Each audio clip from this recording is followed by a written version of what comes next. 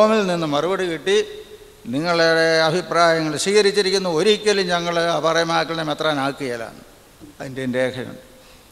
അതാണ് മതകൊളോണിയലിസത്തിലെ ഭരണം. എന്താണ് ഇതിൻ്റെ കാരണം? ഞാൻ നമ്മളിതിൻ്റെ ചരിത്ര പശ്ചാത്തലം അറിഞ്ഞിരിക്കണം. രണ്ടാം വാറ്റിക്കാൻ കൗൺസിൽ 1962 ഒക്ടോബർ 11 തുടങ്ങിയാൽ വരുന്ന വർഷം നമ്മളത്, അല്ലെങ്കിൽ ഇപ്പോൾ തന്നെ പറയാം, അതിൻ്റെ ജൂബിലി ആഘോഷിക്കും. അതിൻ്റെ ആരംഭം തൊട്ട് റോമിൽ ഉണ്ടായിരുന്ന അടുത്ത് സംബന്ധിക്കാൻ സാധിച്ച ഇപ്പോഴും ജീവിച്ചിരിക്കുന്ന ഒരു വ്യക്തിയാണ് ഞാൻ. ജോൺ 23 മാർപ്പാപ്പ എന്താണ് പറഞ്ഞത്?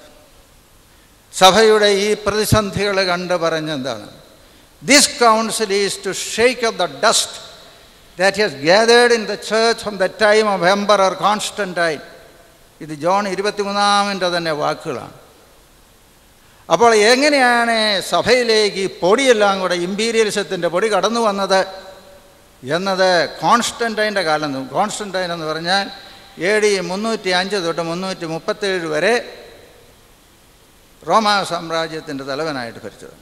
അദ്ദേഹം കിഴക്കോട്ട് മാറിയപ്പോഴാണ് കോൺസ്റ്റാന്റിനോപ്പിൾ എന്നുള്ള ആസ്ഥാനം കിഴക്ക് വന്നത്. ഇവിടെ അന്ന് തൊട്ട് ഔദ്യോഗിക മതമായി. നിങ്ങൾക്കറിയാം, ഔദ്യോഗിക മതമാകുമ്പോൾ എന്താ സംഭവിക്കുക? നമ്മുടെ ഇസ്ലാമിക് കൺട്രീസിൽ, ഇപ്പം ഏഷ്യയിലെ ഖൊമേനി അല്ലെങ്കിൽ മത മേധാവികൾക്ക് പരമാധിപത്യം കിട്ടുമ്പോൾ അവരെല്ലാ രാഷ്ട്രീയ കാര്യങ്ങളിലും ഇടപെടും.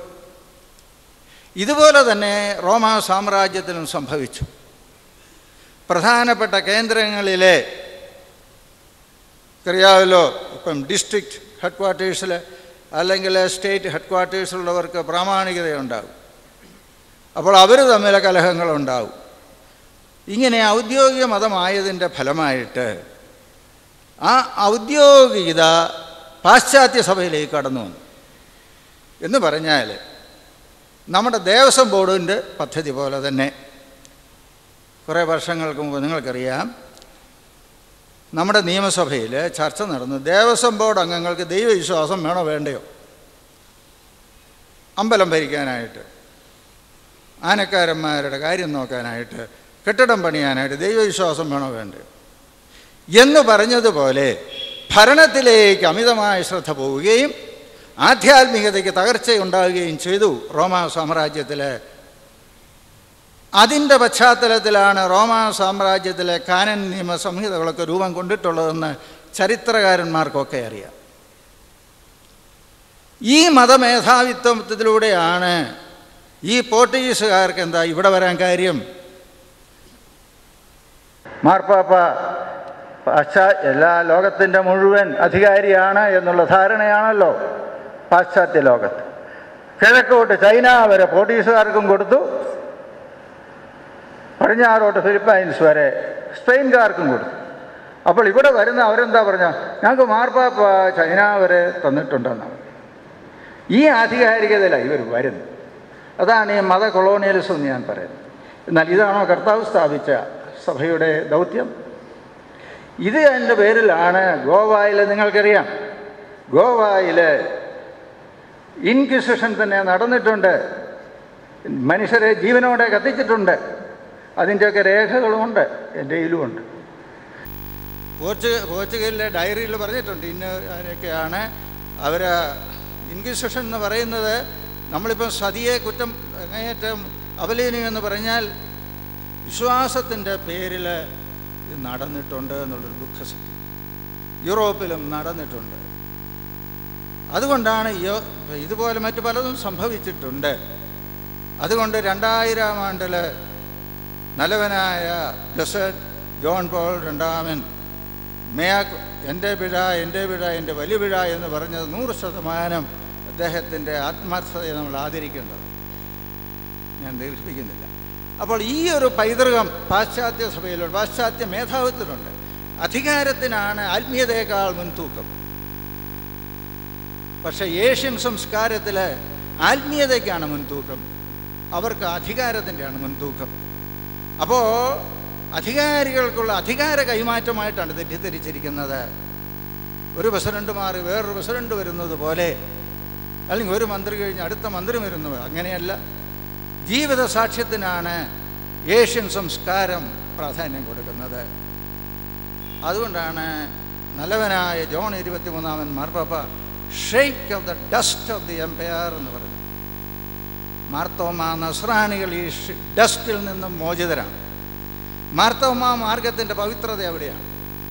നമ്മൾക്ക് ഇമ്പീരിയലിസം ഒന്നുമില്ല. നമ്മൾ ഇവിടെ നാട്ടുരാജാക്കന്മാരുടെ കീഴിൽ മതസൗഹാർദ്ദത്തിൽ, അതേ സമയത്ത് നമ്മുടെ ആധ്യാത്മികതയിൽ വേരൂന്നി നല്ല, നമുക്ക് ഹൈന്ദവരും ഇതര മതസ്ഥരുമൊക്കെ നമ്മളുടേതായിട്ട് വളരെ സൗഹാർദ്ദത്തിൽ കഴിഞ്ഞ പാരമ്പര്യമാണ്. അതേ സമയത്ത് നിങ്ങൾ വിചാരിക്കണം, 1567 ഗോവായിൽ വെച്ച് നടന്ന മെത്രാന്മാരുടെ, ഭദ്രവാദ മെത്രാന്മാരുടെ സിനഡിലെ തീരുമാനങ്ങൾ വായിക്കുമ്പോൾ നിങ്ങൾ ഞെട്ടിപ്പോകും. അമ്പലങ്ങൾ നശിപ്പിക്കണം, അവിടെ തന്നെ പള്ളി പണിതണം, മറ്റു മതസ്ഥർക്ക് യാതൊരു ജോലിയും കൊടുക്കാൻ പാടില്ല. ഇതാണോ ക്രൈസ്തവത്വം? ഇതാണോ മിഷണറി ദൗത്യം? ഇങ്ങനെയാണ് 3 നൂറ്റാണ്ടുകളുടെ ഭരണം നടന്നെന്നുള്ളത്. ഇതൊക്കെ പോർച്ചുഗലിൽ തന്നെ പബ്ലിഷ് ചെയ്ത ബുക്കുകൾ ഇപ്പം നമുക്ക് ലഭ്യമാണ്, അവരുടെ കുറിപ്പുകൾ. അതുകൊണ്ട് നമ്മളിങ്ങനെ വൈറ്റ് വാഷ് നടത്തിയൊന്നും കാര്യം, നമ്മൾ ആത്മാർത്ഥതയോടെ നമുക്ക് നമ്മുടെ ഈ ഇമ്പീരിയലിസത്തിൽ നിന്നും മോചിതമായ ഒരു സഭ, അതാണ് ഇന്ന് നമുക്ക് കത്തോലിക്ക സഭയ്ക്ക് നമുക്ക് കൊടുക്കാനുള്ളത്. അത് മാർത്തോമാ ക്രിസ്ത്യാനികൾക്ക് സാധിക്കും. നമ്മൾക്ക് ദീർഘമായ പാരമ്പര്യമുള്ളൊരു സഭയാണ്. റോമിലെ സഭ പോലെ തന്നെ ആത്മീയ തലത്തിൽ യാതൊരു തരത്തിലും സാമ്രാജ്യ വ്യവസ്ഥിതി കടന്നുകൂടാത്ത ഒരു സഭയുടെ പൈതൃകമാണ്. അതിനുവേണ്ടിയാണ് പാറേമാക്കൽ ജീവിച്ചതും സഹിച്ചതും കരിയാറ്റ് ഒരുപക്ഷെ രക്തസാക്ഷിയായത്. നമ്മൾക്ക് അഭിമന്യ പള്ളിക്കാവർ പിതാവ് ടുസ്രാങ്ങിനെ, കർദിനാൾ ടുസ്രാങ്ങിനെ അനുസ്മരിക്കും. കർദിനാൾ ടുസ്രാങ് ഫ്രാൻസിൽ നിന്നുള്ള വലിയൊരു പണ്ഡിതനായിരുന്നു, ലോകപ്രശസ്ത പണ്ഡിതനായിരുന്നു, തൻ്റെടിയായിരുന്നു, ബോധ്യമുള്ളത് ചെയ്യും. കർദിനാളന്മാരുടെ ഡീനായിരുന്നു. നിങ്ങൾക്കറിയാം, ഭാരതപ്പുഴയ്ക്കും പമ്പയ്ക്കും ഇടയ്ക്ക് നമ്മളെ ഒതുക്കിയത് ഇവിടെ നിന്നുകൊണ്ട് തന്നെ. അദ്ദേഹം വന്നപ്പോൾ ഞങ്ങൾ മൈനർ സെമിനാരിൽ 1953 ഇവിടെ വെച്ച് തന്നെ വള്ളപ്പള്ളി പിതാവിൻ്റെ ഇൻ്റർവ്യൂ, വള്ളപ്പള്ളി അച്ഛനെ ഇൻ്റർവ്യൂ നടത്തി. അവിടെ ചെന്ന ഉടനെ അങ്ങ് പ്രഖ്യാപിച്ചേക്കുകയാണ്. അങ്ങനെയാണ് ഇന്ത്യയുടെ 0.5% സ്ഥലത്തേക്ക് മാർത്തോമാ നസ്രാണികളെ ഒതുക്കിയത്. 1953 ശേഷം ഇന്ന് പാശ്ചാത്യ മത കൊളോണിയലിസത്തിൻ്റെ എന്താ പറയുക ഒത്താശയിൽ ഇപ്പം നമുക്ക് കുറേ സ്ഥലങ്ങളൊക്കെ കിട്ടിയിട്ടുണ്ട്. ഇന്ത്യയിൽ തന്നെ ആരംഭിച്ച ഒരു ശ്ലൈഹിക സഭയ്ക്ക് ഇന്ത്യയിൽ തന്നെ പ്രേക്ഷിത പ്രവർത്തനത്തിന് അവകാശമില്ലാത്ത സ്ഥിതിയാണ് ഇന്ന് 2011 ഓർക്കുമ്പോൾ. അവിടെയാണ് തീർച്ചയായും ഇന്നലെ മിനിഞ്ഞാന്ന് നമ്മുടെ മേജർ ആർച്ച് ബിഷപ്പ് ഞങ്ങളുടെ ആശ്രമത്തിലുണ്ടായിരുന്ന ഔദ്യോഗിക വിഷയത്തേക്ക് വന്നതാണ്. അദ്ദേഹത്തിനൊക്കെ അറിയാം ഈ സംഗതി. പക്ഷേ നമ്മുടെ ആളുകൾക്ക് ഇത് ബോധ്യമുണ്ട്. ഈ പാറേമാക്കലിൻ്റെ ചൈതന്യം നമ്മുടെ മെത്രാന്മാർക്കും നമ്മുടെ അച്ഛന്മാർക്കും നമ്മുടെ ആത്മായ സുഹൃത്തുക്കളും നിങ്ങൾ ആഴത്തിൽ പഠിക്കുമ്പോൾ മനസ്സിലാകും. നമ്മൾക്കിന്ന് വലിയൊരു ദൗത്യം സാർവത്രിക സഭയിൽ നിർവഹിക്കാനുണ്ട്. ഞാൻ അവസാനിപ്പിക്കുകയാണ്. ഞാൻ പല കാര്യങ്ങൾ സൂചിപ്പിക്കുക മാത്രമേ ചെയ്തിട്ടുള്ളൂ. നിങ്ങളുടെ എല്ലാവരുടെയും നിങ്ങളിങ്ങനെ ശ്രദ്ധിച്ചു കേട്ടു. നമ്മൾ മാർത്തോമാ മാർഗത്തിൻ്റെ അവകാശികളാണ്. സാർവത്രിക സഭയിൽ വലിയൊരു ദൗത്യം നമുക്ക് നിർവഹിക്കാനുണ്ട്. അതിന് നിങ്ങളെ തീർച്ചയായും ഈ അനുസ്മരണം, എൻ്റെ ഓർമ്മ ശരിയാണെങ്കിൽ പാറേമാക്കൽ പട്ടം സ്വീകരിച്ചതിൻ്റെ 250-ാം വർഷവും കൂടിയാണിത്. അങ്ങനെയെങ്കിൽ ആ പുണ്യപുരുഷൻ്റെ man with the courage of conviction, നമ്മളൊക്കെ വലിയൊരു ദൗത്യം നമുക്ക് സാർവത്രിക സഭയിൽ നിർവഹിക്കാനുണ്ട്. നമുക്കിപ്പോൾ കുറേയൊക്കെ കോട്ടങ്ങളുണ്ട്.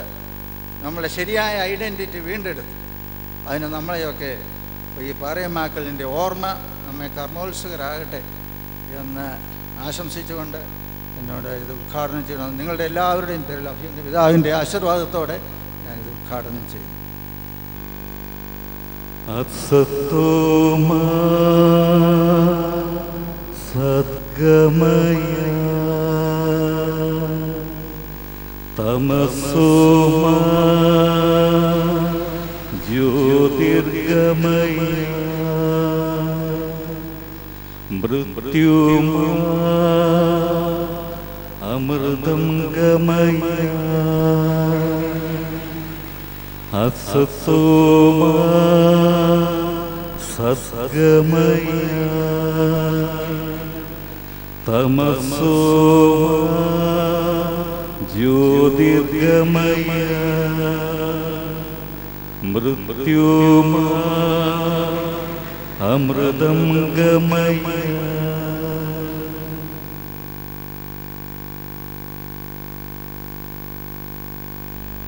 ഉദ്ഘാടന പ്രസംഗത്തിലൂടെ ഈ വേദിയെ ധന്യമാക്കിയ കൂടപ്പുഴയച്ചന് നന്ദി. ഇൻപുട്ട് സെഷൻ ആരംഭിക്കുന്നു. പൈതൃക സംരക്ഷണവും ദേശീയതയും വർത്തമാന പുസ്തകത്തിൽ എന്ന ആദ്യ പ്രബന്ധം അവതരിപ്പിക്കുന്നത് ഡോക്ടർ പയസ് മലയക്കണ്ടം അച്ഛനാണ്. വിശ്രുതനായ ചരിത്രകാരനും പ്രഗത്ഭനായ പ്രഭാഷകനുമാണ് ബഹുമാനപ്പെട്ട അച്ഛൻ. ജവഹർലാൽ നെഹ്റു യൂണിവേഴ്സിറ്റി ഡൽഹിയിലെ പ്രൊഫസറായ അച്ഛനെ പേപ്പർ അവതരിപ്പിക്കാൻ സ്നേഹപൂർവ്വം ക്ഷണിച്ചുകൊള്ളുന്നു. ഈ സെഷൻ നിയന്ത്രിക്കുന്നത് ഡോക്ടർ KS മാത്യു അച്ഛനാണ്. അദ്ദേഹം സെൻട്രൽ യൂണിവേഴ്സിറ്റി പോണ്ടിച്ചേരിയിലെ ചരിത്ര ഡിപ്പാർട്ട്മെന്റ് റിട്ടയർഡ് HOD-യാണ്. പാലാ രൂപതയിലെ കോതനല്ലൂർ ഇടവകക്കാരനായ അച്ഛൻ പോർച്ചുഗീസ് ചരിത്രത്തിലാണ് പഠനം നടത്തിയിട്ടുള്ളത്. പല ഇന്റർനാഷണൽ അക്കാഡമികളിലും മെമ്പറാണ് അദ്ദേഹം. ഈ അടുത്ത കാലത്ത് നേവൽ ബേസ് കൊച്ചിയിൽ വൈദികർക്കായി ക്ലാസ് എടുത്ത് അച്ഛൻ ശ്രദ്ധ നേടിയിരുന്നു. അച്ഛനെ സെഷൻ മോഡറേറ്റ് ചെയ്യാൻ ക്ഷണിക്കുന്നു. അഭിമന്യ പിതാവേ, കൂടപ്പുഴയച്ച, മലയക്കണ്ടത്തിലച്ച, വാരികാട്ടച്ച, കച്ചറമറ്റം, കുര്യൻ മാധോത്തച്ഛൻ തുടങ്ങിയ എല്ലാവർക്കും എൻ്റെ അഭിവാദനങ്ങൾ. ഒരു മോഡറേറ്റർ എന്ന നിലയിൽ എന്താണ് ചെയ്യുക എന്ന് ഞാൻ അന്വേഷിച്ചപ്പോൾ പല സ്ഥലത്തും വ്യത്യസ്തമാണ്. ഇവിടെ പയസച്ചനെ അവതരിപ്പിക്കുക എന്ന് പറഞ്ഞു. പയസച്ചനെ അവതരിപ്പിക്കുക എന്ന് പറയുന്നത് എന്നെ സംബന്ധിച്ചിടത്തോളം ഒട്ടും ക്ലേശകരമല്ല, പക്ഷേ അതൊരു ആവശ്യമില്ലാത്ത സംഗതിയാണ്. ഫാദർ മാധവത്ത് വേണ്ടത്ര വിവരങ്ങൾ തന്നിട്ടുണ്ട്. ഇനി അതിലും കൂടുതലായി പാലാ രൂപതയിൽ തന്നെ അദ്ദേഹം പഠിപ്പിച്ചിരുന്നതാണ്. അത് കഴിഞ്ഞിട്ടാണ് മറ്റു സ്ഥലങ്ങളിലേക്കെല്ലാം പോയത്. അദ്ദേഹത്തെ മോഡറേറ്റ് വേയിൽ ഞാൻ മോഡറേറ്റ് ചെയ്തിട്ടുണ്ട് ഇതിനു മുമ്പായിട്ട്. ഒരു MPhil സ്റ്റുഡൻ്റ് എന്ന നിലയിലും ഒരു PhD സ്റ്റുഡൻ്റ് എന്ന നിലയിലും അദ്ദേഹം എൻ്റെ സ്റ്റുഡൻ്റായിരുന്നു. ആ കാലഘട്ടത്തിലെല്ലാം വേണ്ടത്ര മോഡറേഷൻ കൊടുത്തിട്ടുണ്ട്. ഇപ്പോഴേ പ്രത്യേകമായൊരു മോഡറേഷൻ്റെ ആവശ്യമില്ല. അതുകൊണ്ട് ഞാൻ അദ്ദേഹത്തെ പറ്റി കാര്യമായിട്ടൊന്നും പറയുന്നില്ല. എങ്കിലും അദ്ദേഹത്തിൻ്റെ വിഷയം എന്താണെന്ന് നിങ്ങളോട് ഒന്ന് പറയുന്നത് നന്നില്ലെന്ന് എനിക്ക് തോന്നുന്നു. Nationalism and heritage preservation in വർത്തമാന പുസ്തകം. ഇത് തീർച്ചയായിട്ടും വളരെ വിശദമായിട്ട് അദ്ദേഹം പഠിച്ചിട്ടുണ്ട്. അതിൻ്റെ റിട്ടേൺ കോപ്പി അദ്ദേഹം കൊണ്ടുവന്നിട്ടുണ്ട് മലയാളത്തിൽ തന്നെ.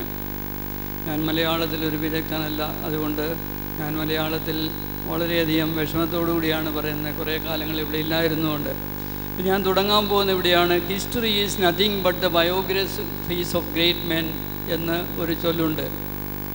അതിനെ എതിർക്കുന്ന വ്യക്തികളുമുണ്ട്. അതായത് ഹീറോ ഇൻ ഹിസ്റ്ററി എന്ന ആ തത്വത്തെ പല ആൾക്കാരും അംഗീകരിക്കാറില്ല. അങ്ങനെയെങ്കിൽ history is nothing but the biography of great men എന്നുള്ളതും അംഗീകരിക്കുവാൻ സാധ്യമല്ലാത്തതാണ്. പക്ഷേ പാറേമാക്കൽ ഗവർണറോരെ സംബന്ധിച്ചിടത്തോളം, പ്രത്യേകിച്ചും ഈ 1750 അല്ലെങ്കിൽ 80 ശേഷമുള്ള ആ കാലഘട്ടത്തിൽ തിരുസഭയുടെ, പ്രത്യേകിച്ച് നമ്മുടെ മലബാർ സഭയുടെ ചരിത്രം വളരെയധികം അഭേദ്യമായിട്ട് പാറേമാക്കലുമായിട്ട് ബന്ധപ്പെട്ടിട്ടുള്ളതാണ്. അതുകൊണ്ട് പാറേമാക്കലിൻ്റെ ചെയ്തികളെ വിശകലനം ചെയ്യുമ്പോൾ തീർച്ചയായും നമ്മുടെ സഭയുടെ ചരിത്രമാണ് എന്ന് പറയുവാൻ സാധിക്കും.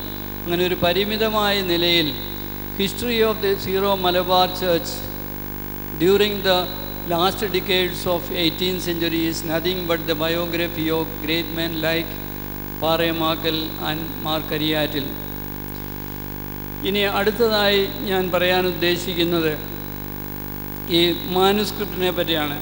കൂടപ്പുഴയച്ചൻ വളരെ വിശദമായിട്ട് ഈ പുസ്തകത്തെപ്പറ്റി പറഞ്ഞിട്ടുണ്ട്, വർത്തമാന പുസ്തകത്തെപ്പറ്റി. ഈ വർത്തമാന പുസ്തകത്തെ ആസ്പദമാക്കിക്കൊണ്ടാണ് പയസ് മലയക്കണ്ടത്തിലച്ചൻ പ്രസംഗിക്കാൻ പോകുന്നത്.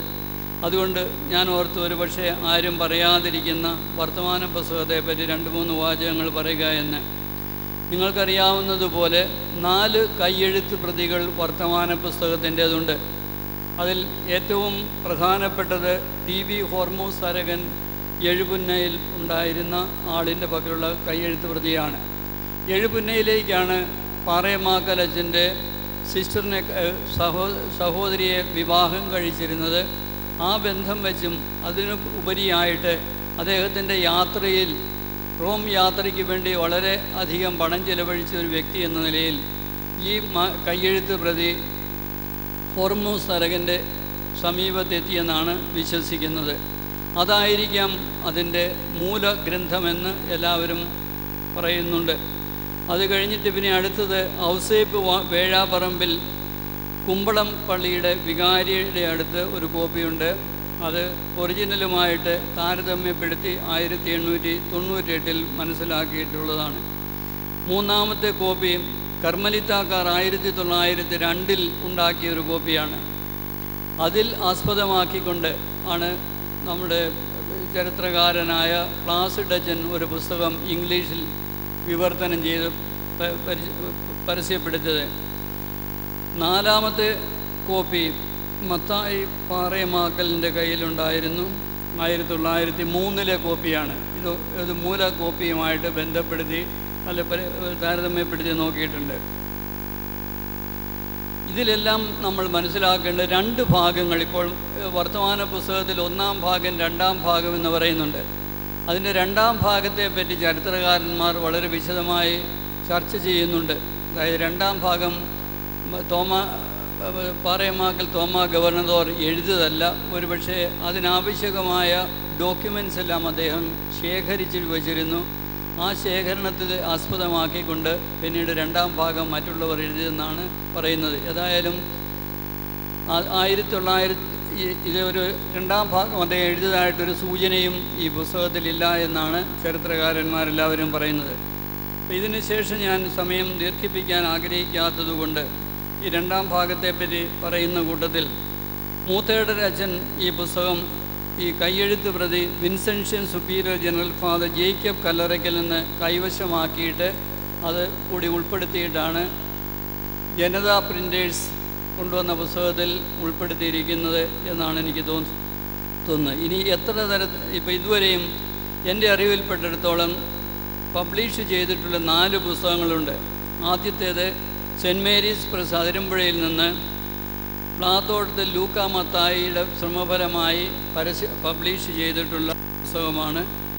അത് 1936 അതിൽ 74 പദങ്ങൾ അല്ലെങ്കിൽ പാദമാണോ എന്ന് പറയാൻ എനിക്കറിയില്ല, 74 അധ്യായങ്ങൾ മാത്രമേ ഉള്ളൂ. ആകെ 78 അധ്യായങ്ങൾ അതിലുണ്ടെന്നാണ് ഉണ്ടായിരുന്നു എന്നാണ് പറയുന്നത്. ഇതിനകത്ത് 2-ാം ഭാഗം ഇല്ല എന്നുള്ളതും ഒരു പ്രസ്താവ്യമായ കാര്യമാണ്. പിന്നെ അത് കഴിഞ്ഞിട്ട് 1971 ഫാദർ പ്ലാസിഡ് ഓറിയൻ്റൽ ഇൻസ്റ്റിറ്റ്യൂട്ട് റോമിൽ നിന്ന് ഒരു ഇംഗ്ലീഷ് വിവർത്തനം നടത്തിയിട്ടുണ്ട്. അത് പ്രധാനമായും 1902 കർമ്മലിത്താക്കാർ ഉണ്ടാക്കിയ കോപ്പിയിൽ നിന്നാണ്. അത് കഴിഞ്ഞ് 1977 ജനതാ ബുക്ക് സ്റ്റോൾ പബ്ലിഷ് ചെയ്തൊരു പുസ്തകമുണ്ട്. അത് ഇവിടെ നേരത്തെ ചർച്ച ചെയ്തിട്ടുള്ള ഫാദർ തോമസ് പാറേമാക്കാലിൻ്റെ ശ്രമഫലമായിട്ടാണ്. അത് ഇപ്പോഴ് കിട്ടാൻ സാധ്യതയുണ്ടെന്നാണ് എനിക്ക് തോന്നുന്നത്. ഏതായാലും എൻ്റെ ലൈബ്രറിയിൽ ഇതെല്ലാം ഉണ്ട്. പിന്നെ അത് കഴിഞ്ഞിട്ട് professor Mathew Ulakanthara DC book publishers വഴിയായിട്ടൊരു പുസ്തകം പബ്ലിഷ് ചെയ്തിട്ടുണ്ട്. ഈ പഴയ മലയാളം മാറ്റിയിട്ട് പുതിയ മലയാളത്തിലാണ് ആ പുസ്തകം കൊണ്ടുവന്നിരിക്കുന്നത്. അതുകൊണ്ട് സാധാരണക്കാർക്ക് അത് വായിക്കാൻ സാധിക്കും. അത് കൂടപ്പഴയച്ചൻ്റെ കയ്യിൽ ഞാൻ സാന്ദർഭികമായിട്ട് കാണുകയുണ്ടായി. പിന്നെ 4-ാമത്തെ പുസ്തകം കോട്ടയത്ത് വടവാതൂര് ഓറിയൻ്റൽ ഇൻസ്റ്റിറ്റ്യൂട്ടിൽ നിന്ന് പബ്ലിഷ് ചെയ്തതാണ്. പ്രൊഫസർ KV ജോസഫ് അതിനൊരു അവതാരിക എഴുതിയിട്ടുണ്ട്. അതിൻ്റെ ചരിത്ര പശ്ചാത്തലം എഴുതിയിട്ടുള്ളത് നമ്മുടെ പെരിയ ബഹുമാനപ്പെട്ട കൂടപ്പഴയച്ചനാണ്. അദ്ദേഹം ശരിക്കും ചരിത്ര പശ്ചാത്തലം കൊടുത്തിട്ടുണ്ട്. ഇങ്ങനെ 4 പബ്ലിക്കേഷൻസ് നമുക്ക് ഉള്ളതായിട്ട് പറയാം. ഇത് കവർ ചെയ്യുന്ന പീരീഡ് 14 ഒക്ടോബർ 1778 മുതൽ 1786 വരെയാണ്. ഇതാണ് ഈ പുസ്തകത്തെ പറ്റി എനിക്ക് പറയാനുള്ളത്. കാരണം പയസച്ചൻ പ്രസംഗിക്കാൻ പോകുന്നത് വർത്തമാന പുസ്തകത്തിലെ നാഷണലിസം ആൻഡ് ഹെറിറ്റേജ് പ്രിസർവേഷൻ എന്നുള്ള വിഷയത്തെ പറ്റിയാണ്. ഇനി എന്തെങ്കിലും ഞാൻ പറയാനുണ്ടെങ്കിൽ ഇത് കൺക്ലൂഡ് ചെയ്യുന്ന അവസരത്തിൽ പയസച്ചൻ്റെ പ്രസംഗം മുഴുവനും കേട്ടിട്ട് ഞാൻ പറയാം എന്ന് വിശ്വസിക്കുന്നു. ഇനി ഒരു മധുരപലഹാരം കഴിക്കാനിരിക്കുമ്പോൾ ആദ്യം സാധാരണഗതിയിൽ കൈപ്പുള്ളതൊന്നും നേരത്തെ കൊടുക്കേണ്ട ആവശ്യമൊന്നുമില്ല. എന്തെങ്കിലും ഒരു സാധാരണഗതിയിൽ ഡയബറ്റിക്കുകാർക്ക് പോലും അങ്ങനെ കൊടുക്കേണ്ട ആവശ്യമില്ല. അതുകൊണ്ട് പയസച്ചൻ്റെ മധുരവാക്കുകൾ കേൾക്കുവാൻ സന്നദ്ധരായി തൽപരരായി നിങ്ങളുടെ മുമ്പിൽ ഞാൻ ഇനി എൻ്റെ പ്രസംഗം നീട്ടുന്നില്ല. ബഹുമാനപ്പെട്ട പയസച്ചനെ ഈ വേദിയിലേക്ക് ക്ഷണിക്കുന്നു അദ്ദേഹത്തിൻ്റെ പേപ്പർ പ്രസൻറ്റ് ചെയ്യുന്നതിനായിട്ട്. അഭിവന്യ ജോസഫ് പള്ളിക്കാപ്പറമ്പിൽ തിരുമേനി, ബഹുമാനപ്പെട്ട KS മാത്യു അച്ച, ബഹുമാനപ്പെട്ട സീവിയർ കൂടപ്പള്ളി അച്ച, സ്നേഹമുള്ള ചെറിയാൻ വാരിയാട്ടച്ച, ശ്രീ ജോൺ കച്ചറമറ്റം, ഫാദർ കുര്യൻ മാധോത്ത്, ബഹുമാനപ്പെട്ട ഞാറക്കുന്നിലച്ച, ബഹുമാന്യനായ ശ്രീ MM ജേക്കബ്, പ്രിയപ്പെട്ട വിശിഷ്ട അതിഥികളെ, വൈദികരെ, സിസ്റ്റേഴ്സ്, സുഹൃത്തുക്കളെ, ഞാൻ നന്ദി നിറഞ്ഞ ഹൃദയത്തോടെയാണ് നിൽക്കുന്നത്. കാരണം ഞാൻ ചരിത്രത്തിലേക്ക് കടക്കുന്നത് അഭിവന്യ പള്ളിക്കാപ്പറമ്പ് പിതാവ് എന്നെ ചരിത്ര അധ്യാപകനായിട്ട് പാലാ സെൻറ് തോമസ് കോളേജിൽ നിയമിച്ചതോടെയാണ്. ഞാൻ പഠനം കഴിഞ്ഞ് തിരിച്ചു വന്നിട്ട് എനിക്ക് കോതമംഗലം രൂപതക്കാരനായി എനിക്ക് കോതമംഗലം രൂപത എന്ന ജോലി കോളേജിൽ ഇല്ലാതിരുന്നപ്പോൾ പള്ളിക്കാപ്പറമ്പ് പിതാവ് വിളിച്ചിട്ട് പയസച്ച ഞങ്ങളുടെ കോളേജിൽ ചേര് എന്ന് പറഞ്ഞ് വിളിച്ചു കൊണ്ടുവന്നതാണ്. എന്നിട്ട് ഞാൻ ഗോവ യൂണിവേഴ്സിറ്റി റീഡറായി പോകാൻ നേരത്ത് പള്ളിക്കാപ്പറമ്പ് പിതാവ് പറഞ്ഞു, പയസച്ചൻ ഗോവയിലല്ല പോകണ്ടേ, JUN കയറണമെന്ന് പറയുകയുണ്ടായി. അന്ന് പിതാവ് പറഞ്ഞതെല്ലാം അങ്ങനെ തന്നെ സംഭവിച്ചു. ഞാൻ പിതാവിൻ്റെ മുമ്പിൽ നന്ദി നിറഞ്ഞ ഹൃദയത്തോടെയാണ് നിൽക്കുന്നത്. എൻ്റെ ബഹുമാന്യരായ ഗുരുഭൂതന്മാരിവിടെയുണ്ട്. ബഹുമാനപ്പെട്ട മാത്യു കുഴിപ്പള്ളി അച്ഛൻ, ബഹുമാനപ്പെട്ട ഞാറക്കുന്നിലച്ഛൻ. ഞാറക്കുന്നിലച്ഛൻ എന്നെ സെമിനാരി പഠിപ്പിച്ച അച്ഛനാണ്.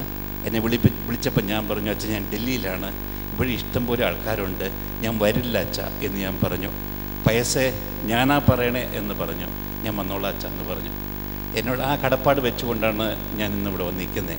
അപ്പോൾ എൻ്റെ ഗുരുഭൂതരായ 2 വ്യക്തികളുണ്ട്. എൻ്റെ സുഹൃത്തായ ചെറിയാനച്ഛനുണ്ട്, എൻ്റെ സഹപ്രവർത്തകനായ മാധവത്തച്ഛനുണ്ട്. മിഷൻ ലീഗിലെ സംസ്ഥാന ദേശീയ ഡയറക്ടറായിരുന്നപ്പോൾ ഒപ്പം ഞങ്ങൾ പ്രവർത്തിച്ചിരുന്നവരാണ്. ശ്രീ കച്ചറമറ്റം ഉണ്ട്. ബഹുമാനരെ നിങ്ങൾ ഒത്തിരി പേരുണ്ട് സുഹൃത്തുക്കൾ. നിങ്ങൾക്ക് എല്ലാവർക്കും നന്ദി പറഞ്ഞുകൊണ്ടാണ് എൻ്റെ വാക്കുകൾ ആരംഭിക്കുന്നത്. വർത്തമാന പുസ്തകത്തിലെ ദേശീയതയെക്കുറിച്ചാണ് ആദ്യം ഞാൻ പറയാൻ പോണേ. 6 വർഷം മുമ്പ് ഇപ്പോഴത്തെ വാൾസോ യൂണിവേഴ്സിറ്റിയിലെ പ്രൊഫസറായിരുന്ന ജാൻ കീനിവിക്സ് എന്ന് പറയുന്ന പ്രസിദ്ധ ചരിത്രകാരൻ എനിക്ക് ഒരു ഇമെയിൽ അയച്ചു. അച്ഛൻ, അന്ന് അദ്ദേഹം, ഞാൻ ഫാദറാന്നറിയാം, അദ്ദേഹം എഴുതി, വർത്തമാന പുസ്തകത്തിൽ ദേശീയതയെക്കുറിച്ച് വലിയൊരു ത്രെഡുണ്ട്, ഒരു നൂലുണ്ട്, നിങ്ങളെന്താ അതൊന്നും പറയാത്തേ? ദേശീയതയെക്കുറിച്ച് ഇത്രയും കാലങ്ങൾക്ക് മുമ്പ് തന്നെ പറയമക്കൽ അച്ഛൻ പറഞ്ഞത്, നിങ്ങളെന്താ മുഖ്യ ചിന്താധാരയിലേക്ക്, ദേശീയ ചർച്ചകളിലേക്ക്, ചരിത്രരചനകളിലേക്ക് കൊണ്ടുവരാത്തതെന്ന്. ഞാൻ വർത്തമാന പുസ്തകം അരിച്ചു പറക്കി വായിക്കാൻ തുടങ്ങി. 2 വർഷം മുന്നേ JNUവിൽ പേപ്പർ അവതരിപ്പിച്ചപ്പോൾ അവർ അധ്യാപകരും അവിടുത്തെ പണ്ഡിത സദസ്സിൽ അത്ഭുതം കൂറി.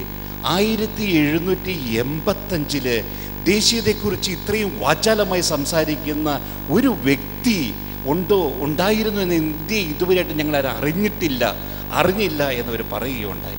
മുഖ്യധാര ചരിത്ര രചനയിൽ ഈ വ്യക്തി എത്താത്തത് കൊണ്ടാണ്. അപ്പം അങ്ങനെ ഈ ചരിത്ര പറയമക്കളുടെ വർത്തമാന പുസ്തകത്തിലേക്ക് കടന്ന് ചെന്ന് ഞാൻ ഇപ്പോൾ ഇവിടെ നിൽക്കുന്നത് അദ്ദേഹത്തിൻ്റെ ദേശീയത, പൈതൃക സംരക്ഷണം എന്ന വിഷയങ്ങളെക്കുറിച്ച് പറയാൻ വേണ്ടിയിട്ടാണ്. ഈ 2 വിഷയങ്ങളെക്കുറിച്ച് പറയുന്നതിന് മുമ്പ് അല്പം ചരിത്ര പശ്ചാത്തലം പറഞ്ഞുകൊള്ളട്ടെ. ബഹുമാന്യനായ കൂടപ്പള്ളി അച്ഛനും മാത്യു കുഴിപ്പള്ളി അച്ഛനും അതിനെക്കുറിച്ച് സൂചിപ്പിക്കുകയുണ്ടായി.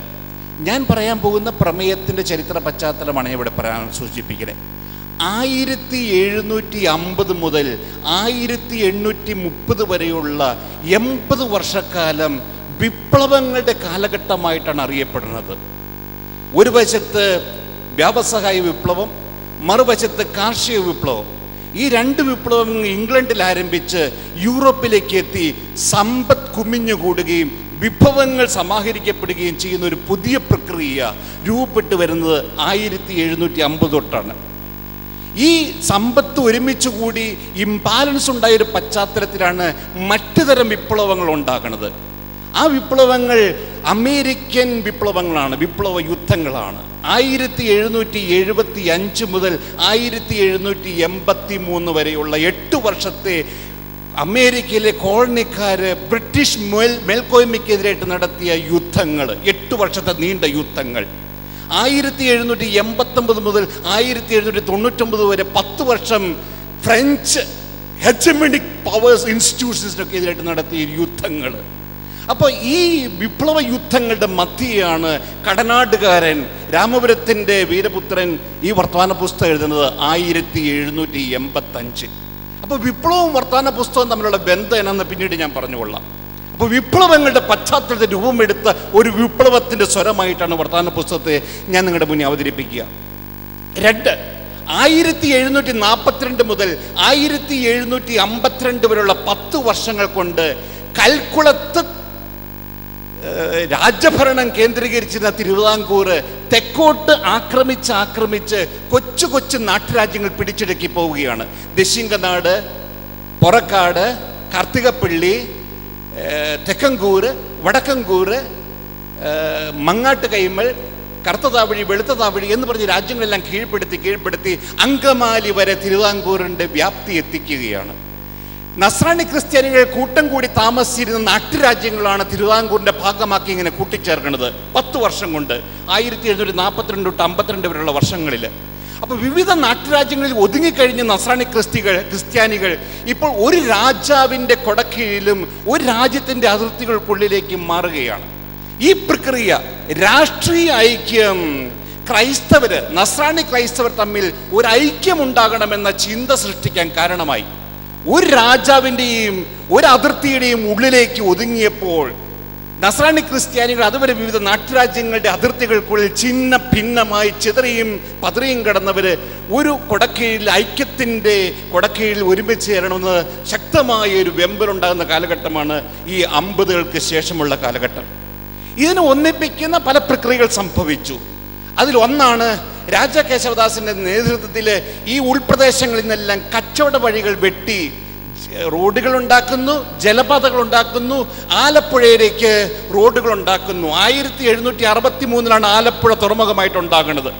ഇങ്ങനെ ആലപ്പുഴയെ ബന്ധിപ്പിക്കുന്ന കച്ചവട വഴികൾ ഉണ്ടാവുകയും അങ്ങോട്ടേക്ക് ക്രിസ്ത്യാനികളുടെ കുടിയേറ്റം ഉണ്ടാകുകയും ചെയ്തു. അങ്ങനെയാണ് തച്ചിൽ മാത്തുത്തരകൻ്റെ നീക്കമൊക്കെ അങ്ങോട്ട് ഉണ്ടാകുന്നത്. ഞാൻ സൂചിപ്പിച്ച് വന്ന് ഈ പുതിയ രാഷ്ട്രീയ മാറ്റങ്ങൾക്കനുസരിച്ച് സാമ്പത്തിക മാറ്റങ്ങൾ ഉണ്ടാകുന്നു, യാത്രാ സൗകര്യങ്ങൾ വേറെ രീതിയിലേക്ക് തിരിച്ചു മാറ്റപ്പെടുന്നു. ഈ പ്രക്രിയ ഒരു പുതിയ തരം ഐക്യചിന്ത സൃഷ്ടിക്കുന്നു. മൂന്നാമത്തെ ഒരു പശ്ചാത്തലം, വർത്തമാന പുസ്തകം എഴുതപ്പെട്ട കാലഘട്ടത്തിൽ 4 സഭാ ഭരണ സംവിധാനത്തിനുള്ളിൽ നസ്രാണി ക്രൈസ്തവർ ചിന്ന ഭിന്നമായി കീറി വിഭജിക്കപ്പെട്ട് കിടക്കുകയാണ്. 4 സഭാഭരണ സംവിധാനങ്ങൾ. കത്തോലിക്കര് ബഹുമാനപ്പെട്ട കൂടപ്പഴച്ചൻ പറഞ്ഞതുപോലെ പദ്രുവാദോ പ്രൊപ്പഗാന്ത ഫീദെ എന്ന 2 ഭരണ സംവിധാനങ്ങൾക്കുള്ളിൽ പോർച്ചുഗീസ് രാജാവിൻ്റെ സംരക്ഷണയിൽ പ്രേക്ഷിത പ്രവർത്തനം നടത്തുകയും സഭാഭരണം നടത്തുകയും ചെയ്യുന്ന ഭരണ സംവിധാനമാണ് പദ്രുവാദോ റിയാൽ എന്ന് പറയുന്നത്. ആ സംവിധാനത്തിൽ ഒരു പറ്റം നസ്രാണി ക്രിസ്ത്യാനികൾ കിടക്കുന്നു.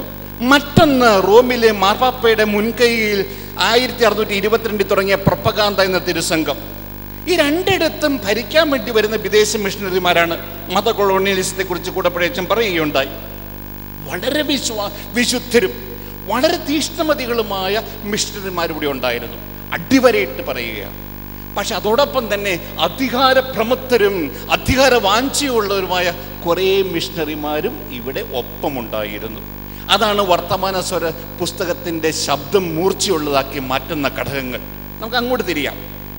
നസ്രാണി ക്രൈസ്തവരിലെ അകത്തോലിക്ക വിഭാഗം, പുത്തൻകുരു വിഭാഗം 1653 കൂനംകുരി സത്യത്തിന് ശേഷം വിഘടിച്ചു പോയ വിഭാഗം, യാക്കോബായക്കാരെന്ന് പേരെടുക്കാതെ പുത്തൻകൂരായിട്ട് തന്നെ നിൽക്കുന്ന വിഭാഗം ഈ സമയമായപ്പോഴേക്കും 2 ചേരിയിലേക്ക് വിഭജിക്കപ്പെടുകയാണ്. ഒരു വിഭാഗം നമ്മുടെ പകലോമറ്റം കുടുംബത്തിൽപ്പെട്ട 6 മാർത്തോമ്മ മെത്രാന് കീഴ്വഴങ്ങിയിരിക്കുന്നവർ. അദ്ദേഹത്തിന് കീഴിലുള്ള പള്ളികളുടെ എണ്ണം 5 ആയിട്ട് ഒതുങ്ങി. 1700 വർത്തമാന പുസ്തകത്തിൽ പറയുന്നത് അങ്ങനെയാണ്. 1748 ആയപ്പോഴേക്കും പാശ്ചാത്യ സുറിയാനി മെത്രാമാര് മാർ ഇവാനിയോസ് 1748 1751 സഖറിയോസ് സക്രുള്ള എന്ന് പറയുന്ന മെത്രാനെത്തി. മെത്രാമാരുടെ നീണ്ട നിര പാശ്ചാത്യ സുറിയാനി പാരമ്പര്യം ഇവിടെ കൊണ്ടുവന്ന് ഈ പുത്തൻകുറി വിഭാഗത്തെ പാശ്ചാത്യ സുറിയാനി ക്രമത്തിലേക്ക് മാറ്റിക്കൊണ്ടിരിക്കുന്ന സമയമാണ്.